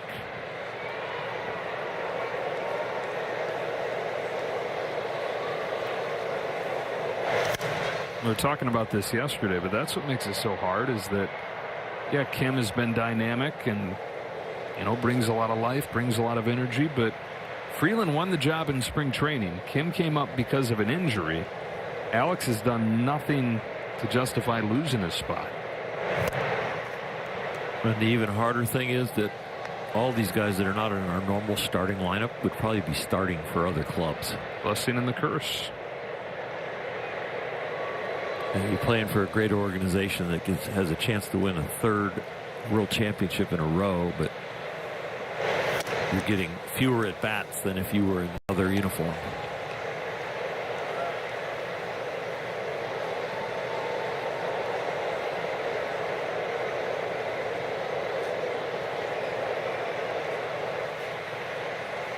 Two and one on Pages, who has done that difficult thing of establishing himself as a young player on this roster. And last year, I thought he should have made the All-Star team. I think a lot of other people thought so too. But he hasn't let that stop his concentration, want to get better. Drives this ball deep right center field. Matthews, leaping catch. Wow! Bryce Matthews. The range, the timing, what an athlete. Well done. Visit Dodgers.com/promotions. 8 runs on 11 hits for the Dodgers, 3 runs on 4 hits for the Astros. Yamamoto has 7 strikeouts in this game, and so everybody gets that free Jumbo Jack tomorrow with the purchase of a large drink. Munch on that while you watch Ohtani try to follow this outing. Yama's had only 1 pitch out of his arsenal that has disappointed him. It's the cutter. They're 3 for 4 with a home run off it. Everything else 1 for 14, and those 7 Ks that are giving you the Jumbo Jacks. And the whiff percentage way back up tonight. Strike 1 on Yordan Alvarez, who has 2 of the 4 hits for Houston. The season high swing and miss stuff. Yep, the pattern has been much better as far as starting it in the middle and then having a lot of action on the other pitches. Fastballs by Alvarez. Sinker at 96, but it was more of a 2-seamer. I like the ones that tail. I like calling them 2-seamers. The sinkers actually should have to go down, I think. You are an authority on that. Strikes him out this time. Number 8 for Yamamoto. Well, the 2-seamer prior to this started down the middle and then the tailing action high and away. This one, he just dots right on the corner. And since the longest inning of the season for him by pitches, he's faced just 1 more than the minimum. The first inning gave up those 2 runs, had to throw 28 pitches. Here he is with 1 gone in the 6th, rolling. Ball on Paredes.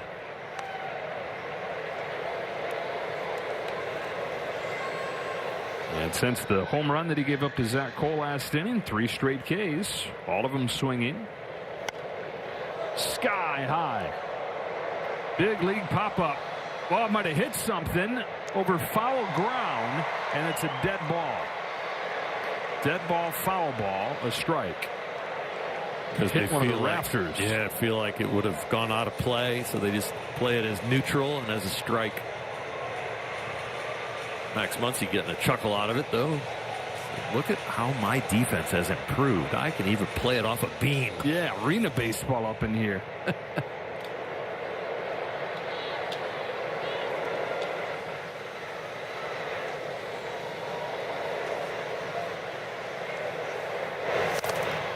Strike 2 on Paredes. After talking about him having a hard time putting hitters away against Miami, and then for a lot of the first inning, all 8 of his strikeouts tonight have been swinging.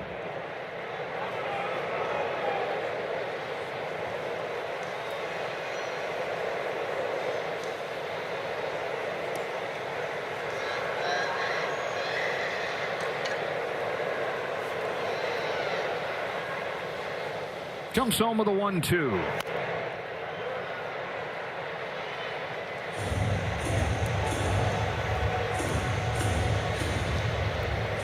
So the slider goes right to left. The splitter goes left to right. 4-seamer can be at the top of the zone at 97. And then the sinker can run in on him. Which one do you think he's going to get? Get something away right here. Ooh, tried to play the comeback sinker. A little higher, and he had him.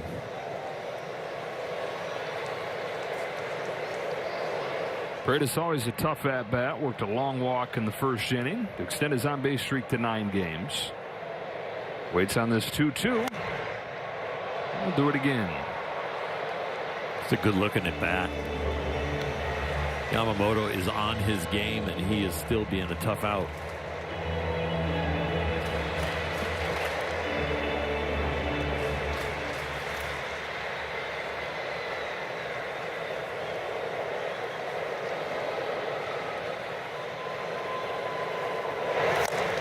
Man, he is in some pain tonight. It's not the first ball he's fouled off himself. Is it the same foot? It was off like the left shin. First time. Oh my gosh, now the other leg. Yeah, that's the way he was limping. I'm like, I don't think it was the front leg. Off the knee? Yep. Oh, left shin, right knee. Jeez. Paredes out of Hermosillo, Mexico. Tigers, Rays, Cubs, Astros.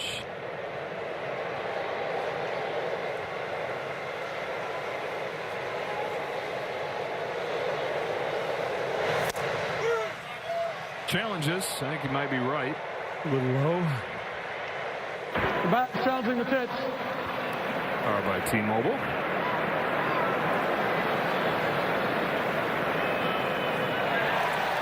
Pitches the ball. He says 1 count remaining.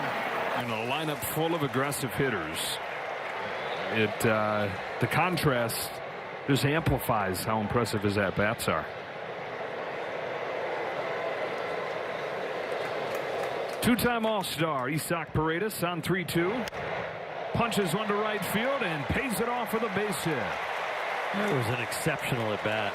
And to think this is a guy they were trying to trade all offseason. There really was nowhere to play him because he was hurt for a lot of last year. And while he was out, they traded for Carlos Correa, who they have for the long term. Correa's at third, Jeremy Pena's at short, Altuve's at second, Christian Walker's at first with a giant contract. And it took Pena getting hurt to get Paredes back in there every day. One away, Christian Walker. We got Pena coming back in about a week, but the Astros are starting to say we can't live without Paredes' bat in the lineup. Talked to somebody with the Astros today who said he's their Max Muncy, and that everything kind of falls apart when he's not in there because he's the one guy that's extra patient and lets everybody else around him be as aggressive as they want.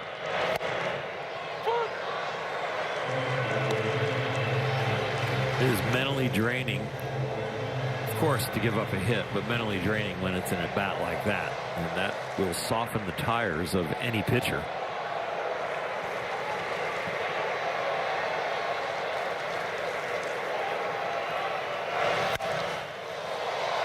No big deal for Pages in center field. Walker's on number 2.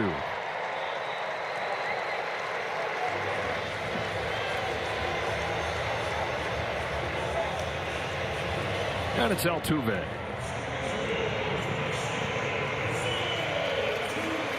So season high 8 strikeouts for Yamamoto. Just the 1 walk back in the first inning.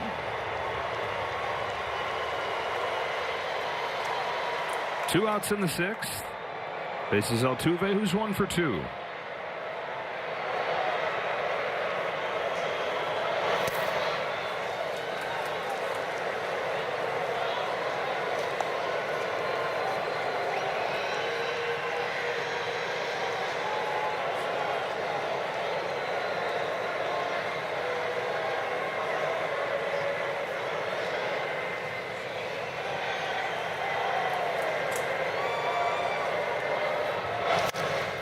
Bouncing ball to short, and an easy one for Kim. Will shovel it off to Freeland. Finish off 6 strong innings from Yamamoto.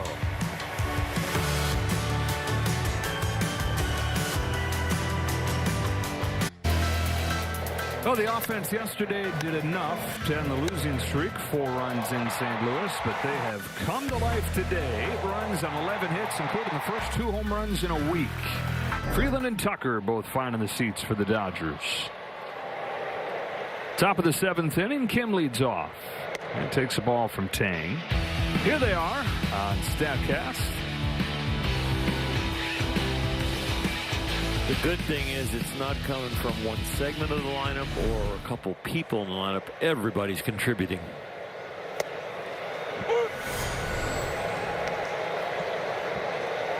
That's how you get nights like this. Flip side of that is you get slumps like they've had when everybody kind of falls into a bad spot at the same time. That's rare for this talented a team. Those 4 games in a row, and maybe even a little before that, the offense was weak, but they were still winning because of the great pitching. But it'll be rare that there's not at least 2 or 3 guys that are swinging the bat well on a nightly basis from the Dodgers.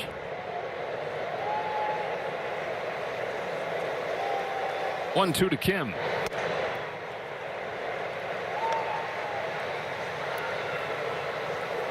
Kyle Hurt is loosening in the Dodger bullpen. Blake Trinan had gotten up last inning, but he takes a seat and Hurt gets ready. Yamamoto just passed 90 pitches, but a lead this big wouldn't be surprising to see him take over. And seeing that smile, you figure he will take over. Yeah, he's going to be out, but what a magnificent turnaround after the first inning. Second time he's gone more than 25 pitches in a first inning and then still giving you 6 or more innings. Did that against San Francisco back at the end of April. I was talking with Dave Roberts before the game, and we were going over what happened against the Marlins in his last start, and Dave was thinking, he said, yeah, he's just so good, though. I mean, he's gotten to a point where everybody around him marvels at what he does, and like you said during the pregame show, the bar is set so high. Freeland pokes another hit through, his 3rd of the game. He's been on all 4 times. Bar set so high that you have one off day and everybody's like, what's wrong? Well, his off day is a normal big league pitcher, you know. His last outing was the first time he hadn't gone 6 innings or more. And so it's like, oh, 5 2/3. What's wrong with him?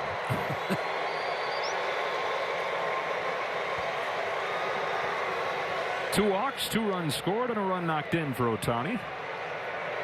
Trying to snap an 0 for 16 skid, though. Feels like the last order of business tonight. Yeah, he needs to get a strike and hit it really loud. All the work that he put in today, get that part paid off, but he does need to get a pitch to hit first.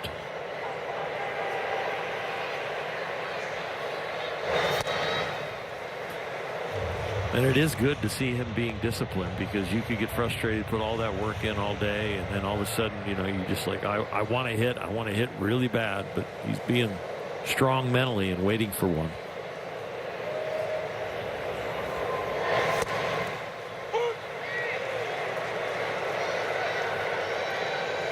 Swung at the first pitch of the game and off the end of the bat, but it was a humpback liner to the kind of opposite field. Was a good sign. Ball 3. Yeah, I think he might be able to leave the bat on the shoulder, and he's not going to get a strike here. He's looking for something middle in. Hasn't offered it anything away.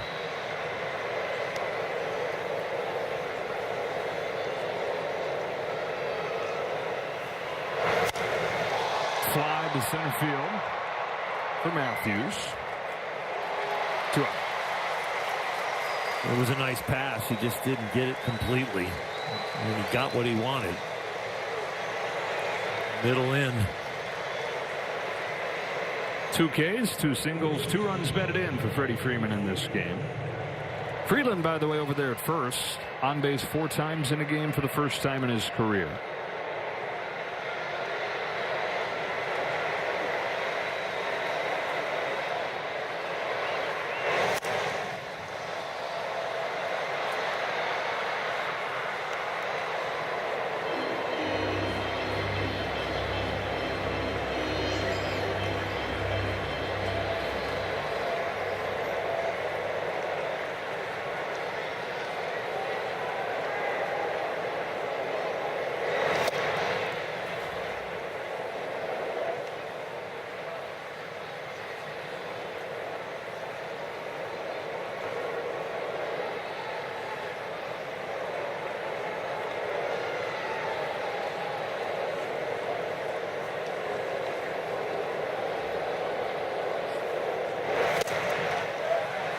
Video game movement.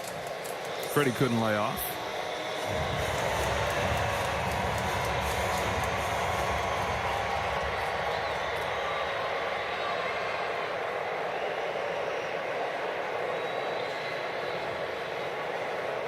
And now the 1-2 pitch. Same thing, but this time too close to him to be enticing. Ball out of hand.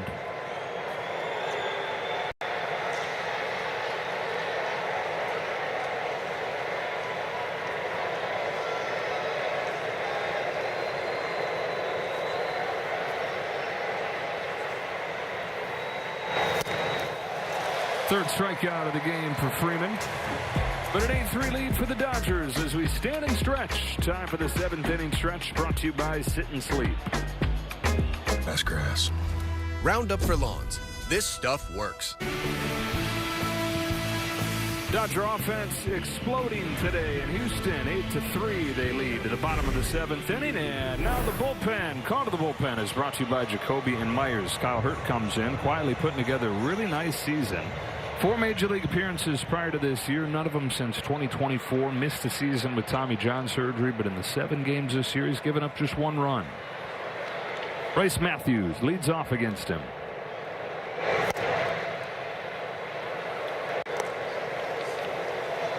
We saw Matthews make that fantastic leaping play against the wall. Bryce, a first-round draft pick who is from just outside of Houston. Humboldt, Texas. He was a 2-sport star, all-state quarterback on the football team. Baseball was always his biggest passion, though. He went to Nebraska to play that, mostly as an infielder. He's playing outfield for the first time since he was in high school. They say just such a good athlete. He's already valuable out there and just gliding around using that athleticism. Yeah, he caught that ball in right center like a wide receiver. Play any position. At 54 touchdowns as a senior quarterback.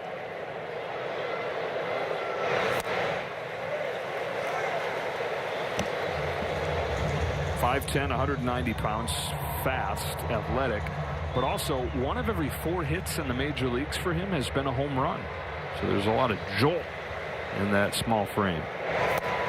Got a leadoff walk here against Hurt.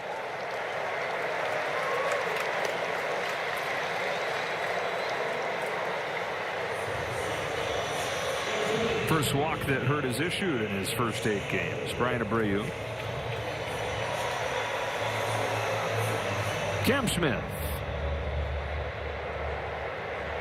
Yet to build off of yesterday's 3-hit performance.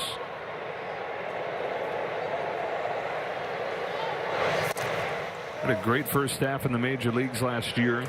Hit .290 through the first few months. There's a .290 around the All-Star break, but just a $150 in the second half as he wore down, and not hard to see why that may be. Again, opening day roster less than a year after he had been drafted, so 162-game major league season, far beyond anything he had ever experienced, and it took its toll. They still think a star in the making. 6'3", 225, all the tools, all the intangibles as well. And he's another guy who's transitioned to the outfield and made that look easy. It's an absolute moonshot that will go foul. Wow. Oh my. We got guys up there in the highest part of the stadium looking like there's no way you just hit that past me. 430, and it feels like it was way farther than 430.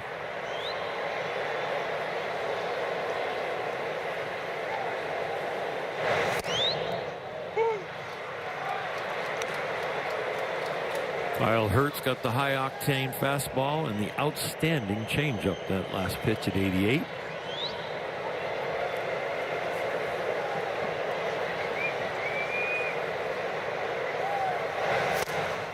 Strikes him out. Back-to-back changeups after he's way out in front. Thinking that's going to be extra hard to time up for him. Yeah, you don't turn the field for the hitter. So when they pull something foul, you want to keep it so that you don't bring a speed to them that allows them to hit it in fair territory. You want them to make the biggest adjustment. Feeling that changeup. Yeah, fastball's around 96, 97. Changeup down around 88. So it's a high velocity changeup, but it usually has really good action. And then the fastball turned up to 97. 7 to 9 mile an hour difference. Fastball to changeup usually can get them out in front. 10, 12, 13 mile an hour difference. Get a swing and a miss. Almost.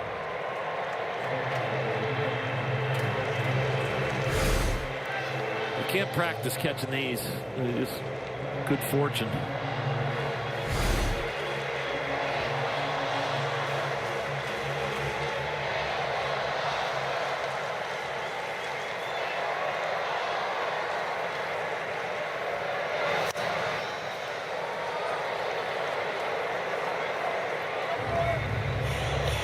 Did you hear the news out of Detroit that Tarek Skubal has to have elbow surgery? Yeah, sad.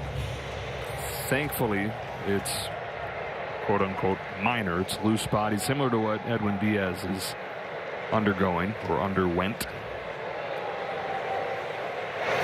And so the Tigers figure to get Skubal back by the end of the season. But Tigers aren't that great. And it's no sure thing that they're still going to be where they want to be when he comes back. Had they continued to not be very good, well, you could have considered trading him and getting a huge haul the final year of his contract. Second strikeout for Hurt. 2 gone in the 7th. That option is now off of the table. Well, if he comes back in 2 months, don't you think he could have 2 or 3 outings where he proves he's healthy and you still trade him? You might not get quite as much. I don't know if he's going to be back in. I mean, that would be early July. I guess, yeah, you could just get enough for a few outings. I mean, he's so good. And even if he was on rehab and had a 2 or 3 inning outing and threw the ball well, he would still probably get a lot of interest.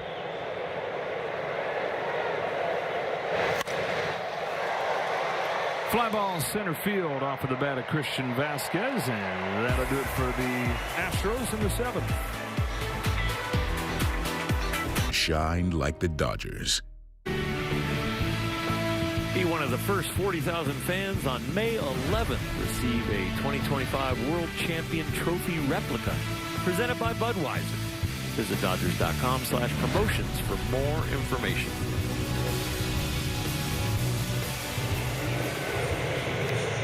Will Smith to lead off the 8th inning for the Dodgers. Brian Abreu is on the pitch for the Astros. A little bit surprising that he's in there. He pitched the last 2 innings of the game yesterday.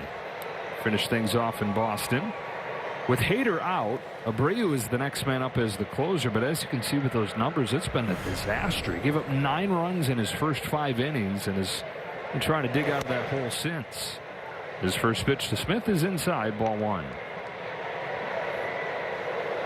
Bad time for him to have a bad year, too. Going into free agency at the end of the year. Smith pokes one to left center field. Off the wall. Ricochets past Cole. Smith into second with a leadoff double. 3rd hit of the game for the Dodger catcher. As low-key and poker-faced as Will Smith is, you know there's intensity because he hits this ball and he busts it out of the box. He is thinking double right away. He's not assuming anything. And he's got his head on swivel and he's cutting the bags. And that is one athletic catcher that hides his passion but not his ability very well. Strike 1 on Teoscar Hernandez. Second 3-hit game over Will's last 5. Pretty good to sprinkle in a couple 3-hit games when you're feeling like you're searching for it. I think it's been found. It's kind of like a Yamamoto rough outing, huh? They're so good that they are disgusted with average.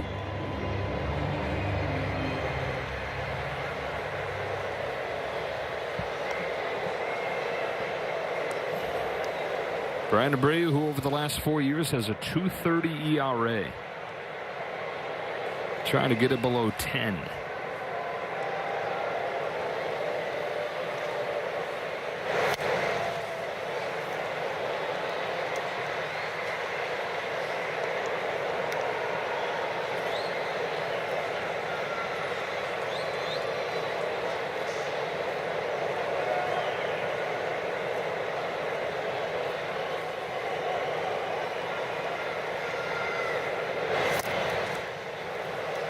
This is the issue as he was coming up. Location. But in his best years, he had been able to harness that great stuff, throw it where he wants.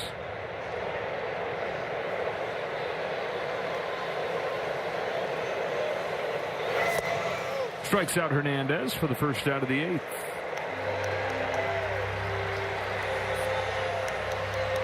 More of a basketball player than he was a baseball player for a lot of his life. Really didn't focus on baseball until he was 14, 15 years old. And more than either of those things, he was working to support his family. Worked a job in construction, worked with his uncle, who was a mechanic. Never really did think about a pro baseball career. Drops in a strike to his old teammate Kyle Tucker. Then he starts playing baseball, and he was more of a hitter than he was a pitcher. But took to pitching eventually, and a rough year this year, but 8 years in the major leagues for a guy with his story. Pretty darn impressive. Gets ahead of Tucker 0-2.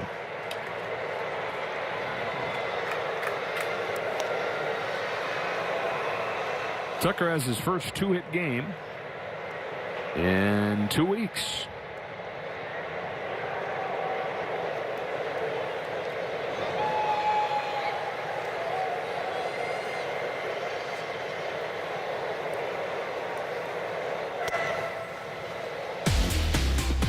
Tucker today in his return to Houston, knocked in a run with a single his first time and then crushed a home run.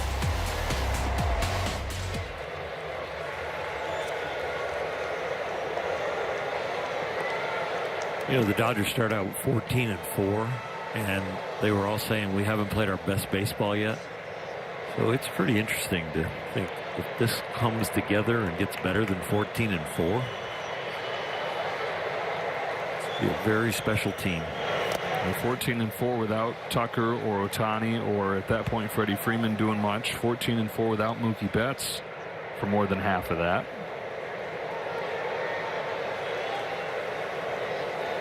And now you're going to get Blake Snell back.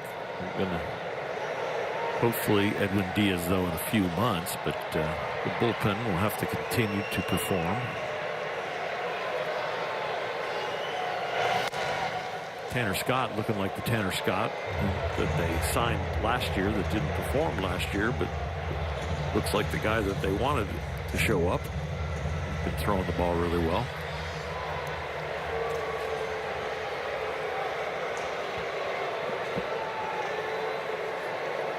Payoff to Tucker. Stays alive.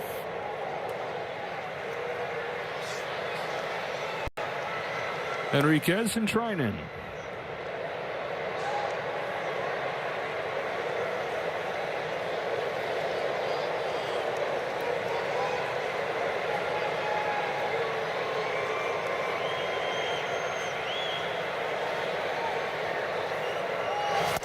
Got him. Back-to-back Abreu strikeouts, 2 gone in the 8th.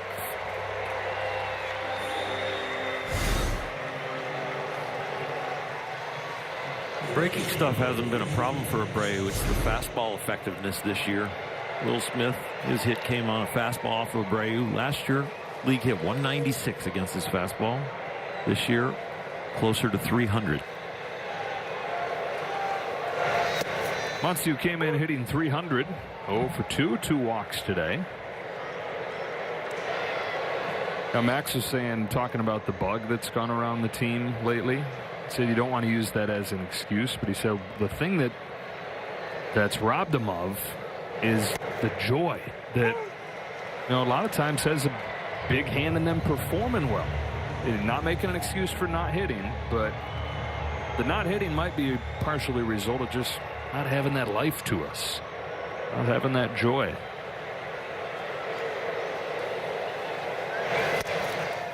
Yeah, you hit a double and you're out there on second base recovering, not celebrating. You know, whatever you do and you do well, there's a little bit more of a fatigue factor that is definitely mentally grinding. So they didn't have the energy to celebrate with each other. Don't have energy really to do anything other than get ready for the game. Challenge coming here from Christian Vasquez. Catcher's challenging the pitch. I thought it was a little low. Powered by T-Mobile. Oh, God, got it wrong.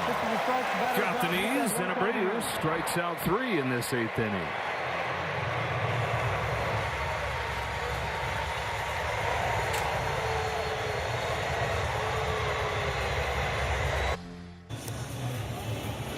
Don't forget to stay tuned when the game finishes for Access Sportsnet Dodgers, presented by Mercury Insurance. It has been a lot more fun. Wow, you know what this proves? Jerry's listening. Does it prove that? Yeah, you know, he's listening to you talk about how much they enjoy playing, and runs are fun. Sickness is hard. Maybe they got a chance to build some momentum. Top of the Astros lineup for Blake Trinan. Misses with his first one to Correa. Carlos Correa came in hitting .350 over the last 2 weeks. Reached base 8 times against the Red Sox this weekend, but 0 for 3 with 2 Ks against Yamamoto. Back to the Astros at the deadline last year after a few years away in Minnesota.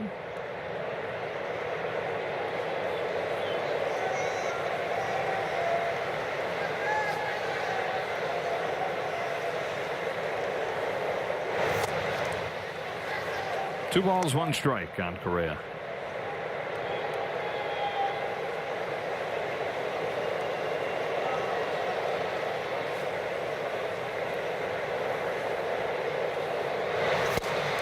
Buckled him, 2-2.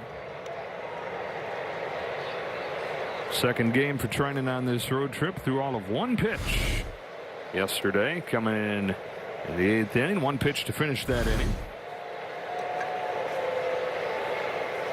He's home with a 2-2. Strike 3. Correa's the first out. You're like, how can a big leaguer take that pitch? Well, Blake Trinan is throwing over 50% sweepers right now so far this year. So Correa probably thinking along with him, just blinks right through that sinker.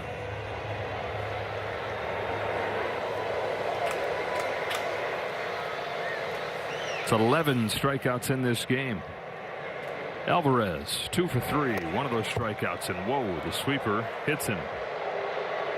Right, a left-hand turn right to his toe. Boos here in the home ballpark, but that was not on purpose.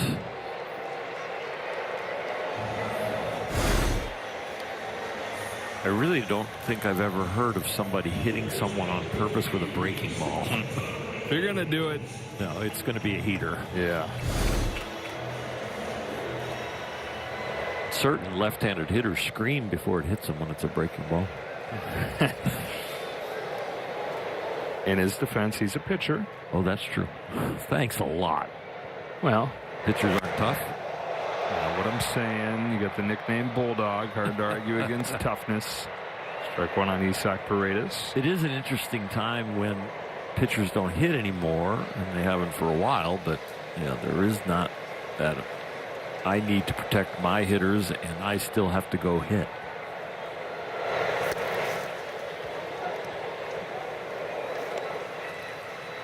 I was hit on purpose a few times in my career after protecting my own hitters. Do you have one that hurt the most?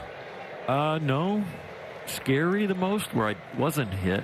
Ball at my head from Nolan Ryan, ball at my head from Dwight Gooden. Hit, I was hit specifically by the Pittsburgh Pirates one day for protecting, when I was a San Francisco Giant, protecting Barry Bonds and protecting Jeff Kent. Just take it. Almost got the rafters again. It might have, the way that Muncy tracked that ball.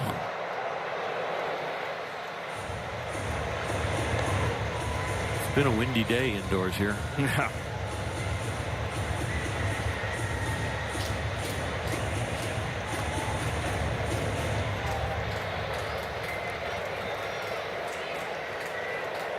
The air conditioning might be strong up there at the top. Yeah, could be pushing it right to the seats. I've never seen Max, that bad on a pop-up. Anybody where he had to really make that radical adjustment. Is he saying that it went over, like through the? Oh, maybe. I don't know if we have any cameramen that will go up there. Yeah, not it.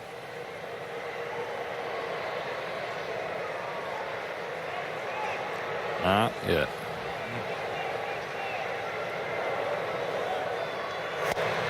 Paredes down on strikes. Have you ever been fearful of heights? Yeah, I'm not big on them. It never hit me until like about 5 years ago. Really? Yeah.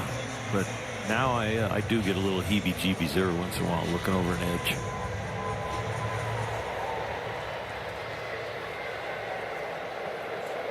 Walker with 2 away.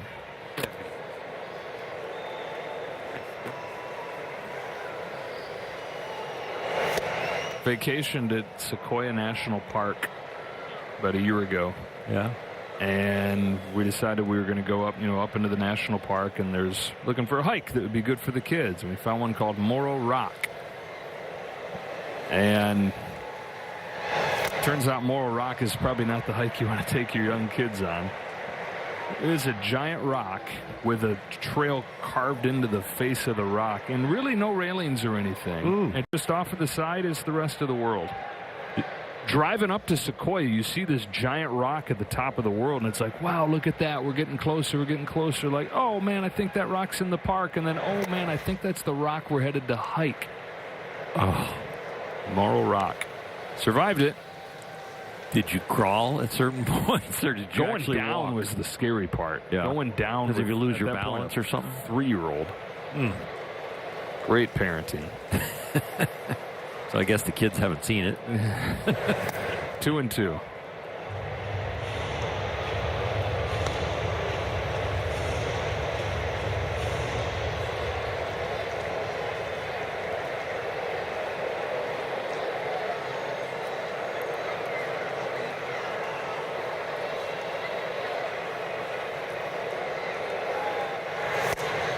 Got him looking. Blake Trinan, 3 strikeouts in this scoreless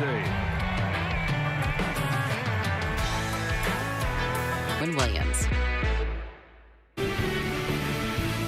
Back-to-back world champion Dodger baseball on Sportsnet LA is brought to you by Morongo Casino Resort and Spa. Less than 90 minutes from wherever you are. Good times.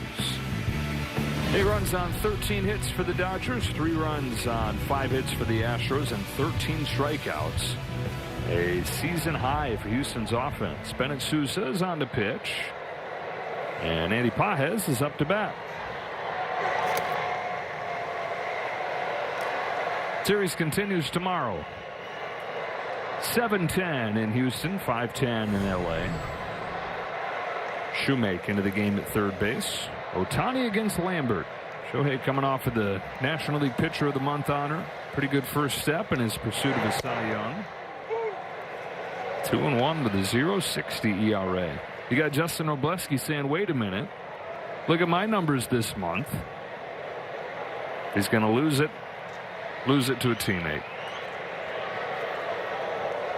In the locker room, you won't feel bad, but maybe in the hotel room on the bus when you're alone, you're like, oh, God.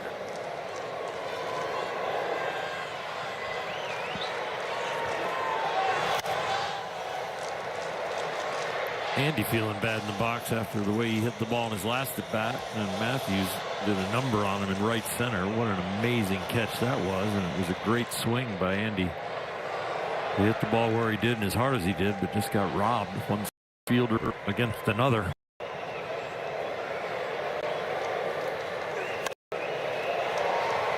Side spinning pop-up into right field in Cam Smith for the first out of the ninth. For the Braves, who come to Dodger Stadium this weekend, 25-10. That's the best record they've ever had through 35 games. And they got a leadoff home run tonight from Drake Baldwin in Seattle. They've got a 1-0 lead in the 5th inning. Who saw that coming? The Braves with the best record in baseball.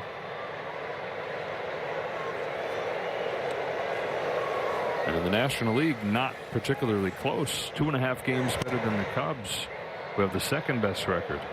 Yankees right on their heels overall. Yankees are 24-11. Behind the best starting pitching staff in baseball that still is waiting on Garrett Cole to come back. Yeah, the power rankings when I was looking at them today, those Braves, Yankees, Dodgers.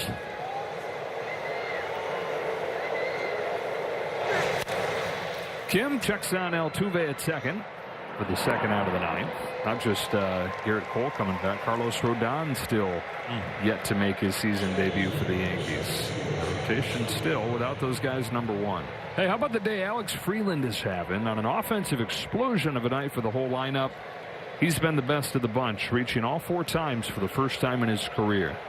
Raised his batting average 27 points. His OPS now bumping up against 700.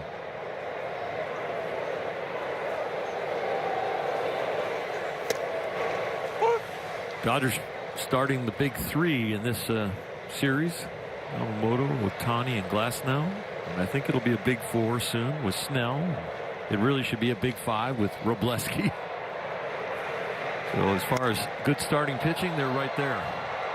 Fly ball left center. Cole make the catch and send this game to the bottom of the 9th. Chevy models. Best game of Alex Freeland's young career.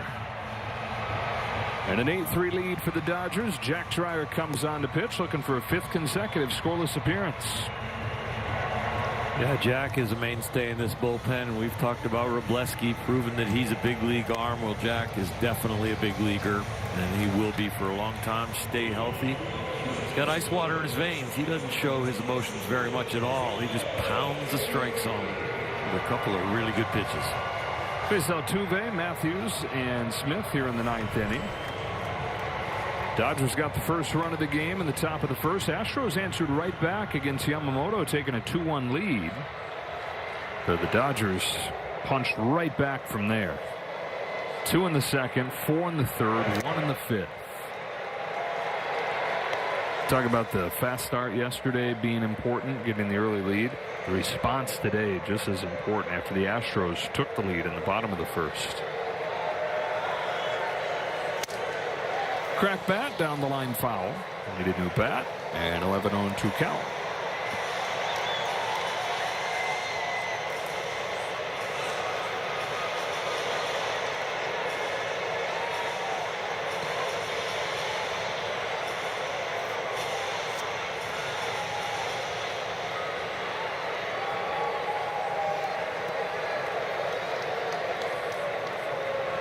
I don't know if I've seen him. An orange bat in the big leagues. It's definitely a rarity. Didn't get much time in the game. No.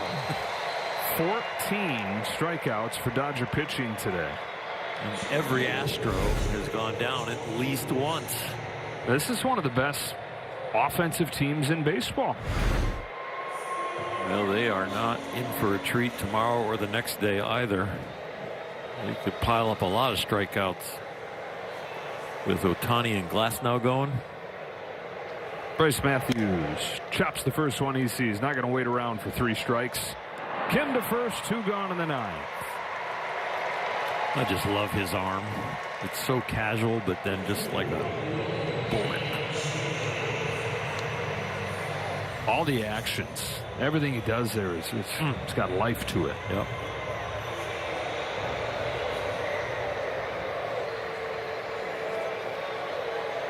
Two outs here in the 9th inning. Cam Smith is the hitter.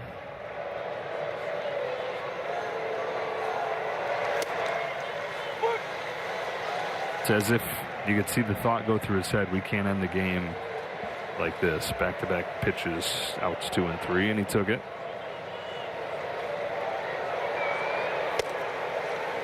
Now he takes strike 2.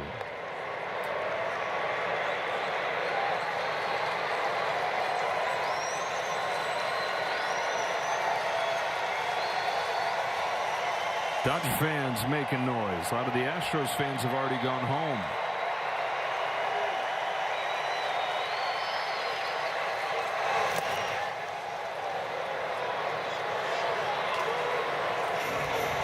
Jack Dreyer, mainly fastball slider, mixed in a curveball right there. Almost got the swing.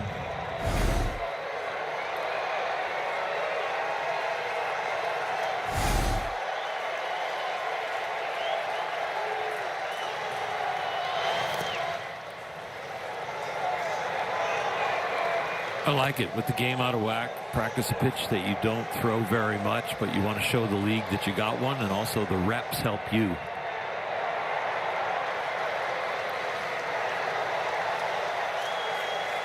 Tries 2-2.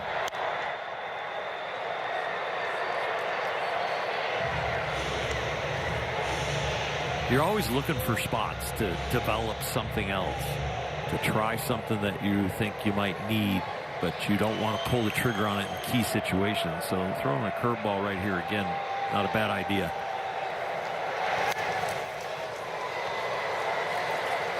Especially game one, and you might face these hitters again in this series, maybe game two, maybe game three. You don't want to show them all your stuff that you like to pull the trigger on in key situations.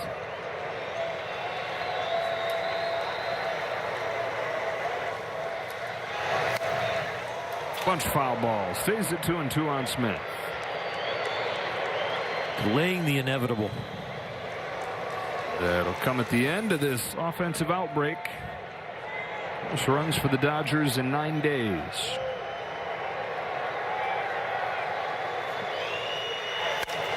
Stroked up the middle and a base hit for Smith. Kept on fighting even with the game already decided. He did not throw the at-bat away, and it paid off for him. And added the Jack Dreyer's pitch count, which might make sure that he has an off day tomorrow. One less lefty out of the Dodger pen they might have to worry about. One more AB for Zach Cole in his season debut, which has included a couple tough plays in left field, but a home run at the plate.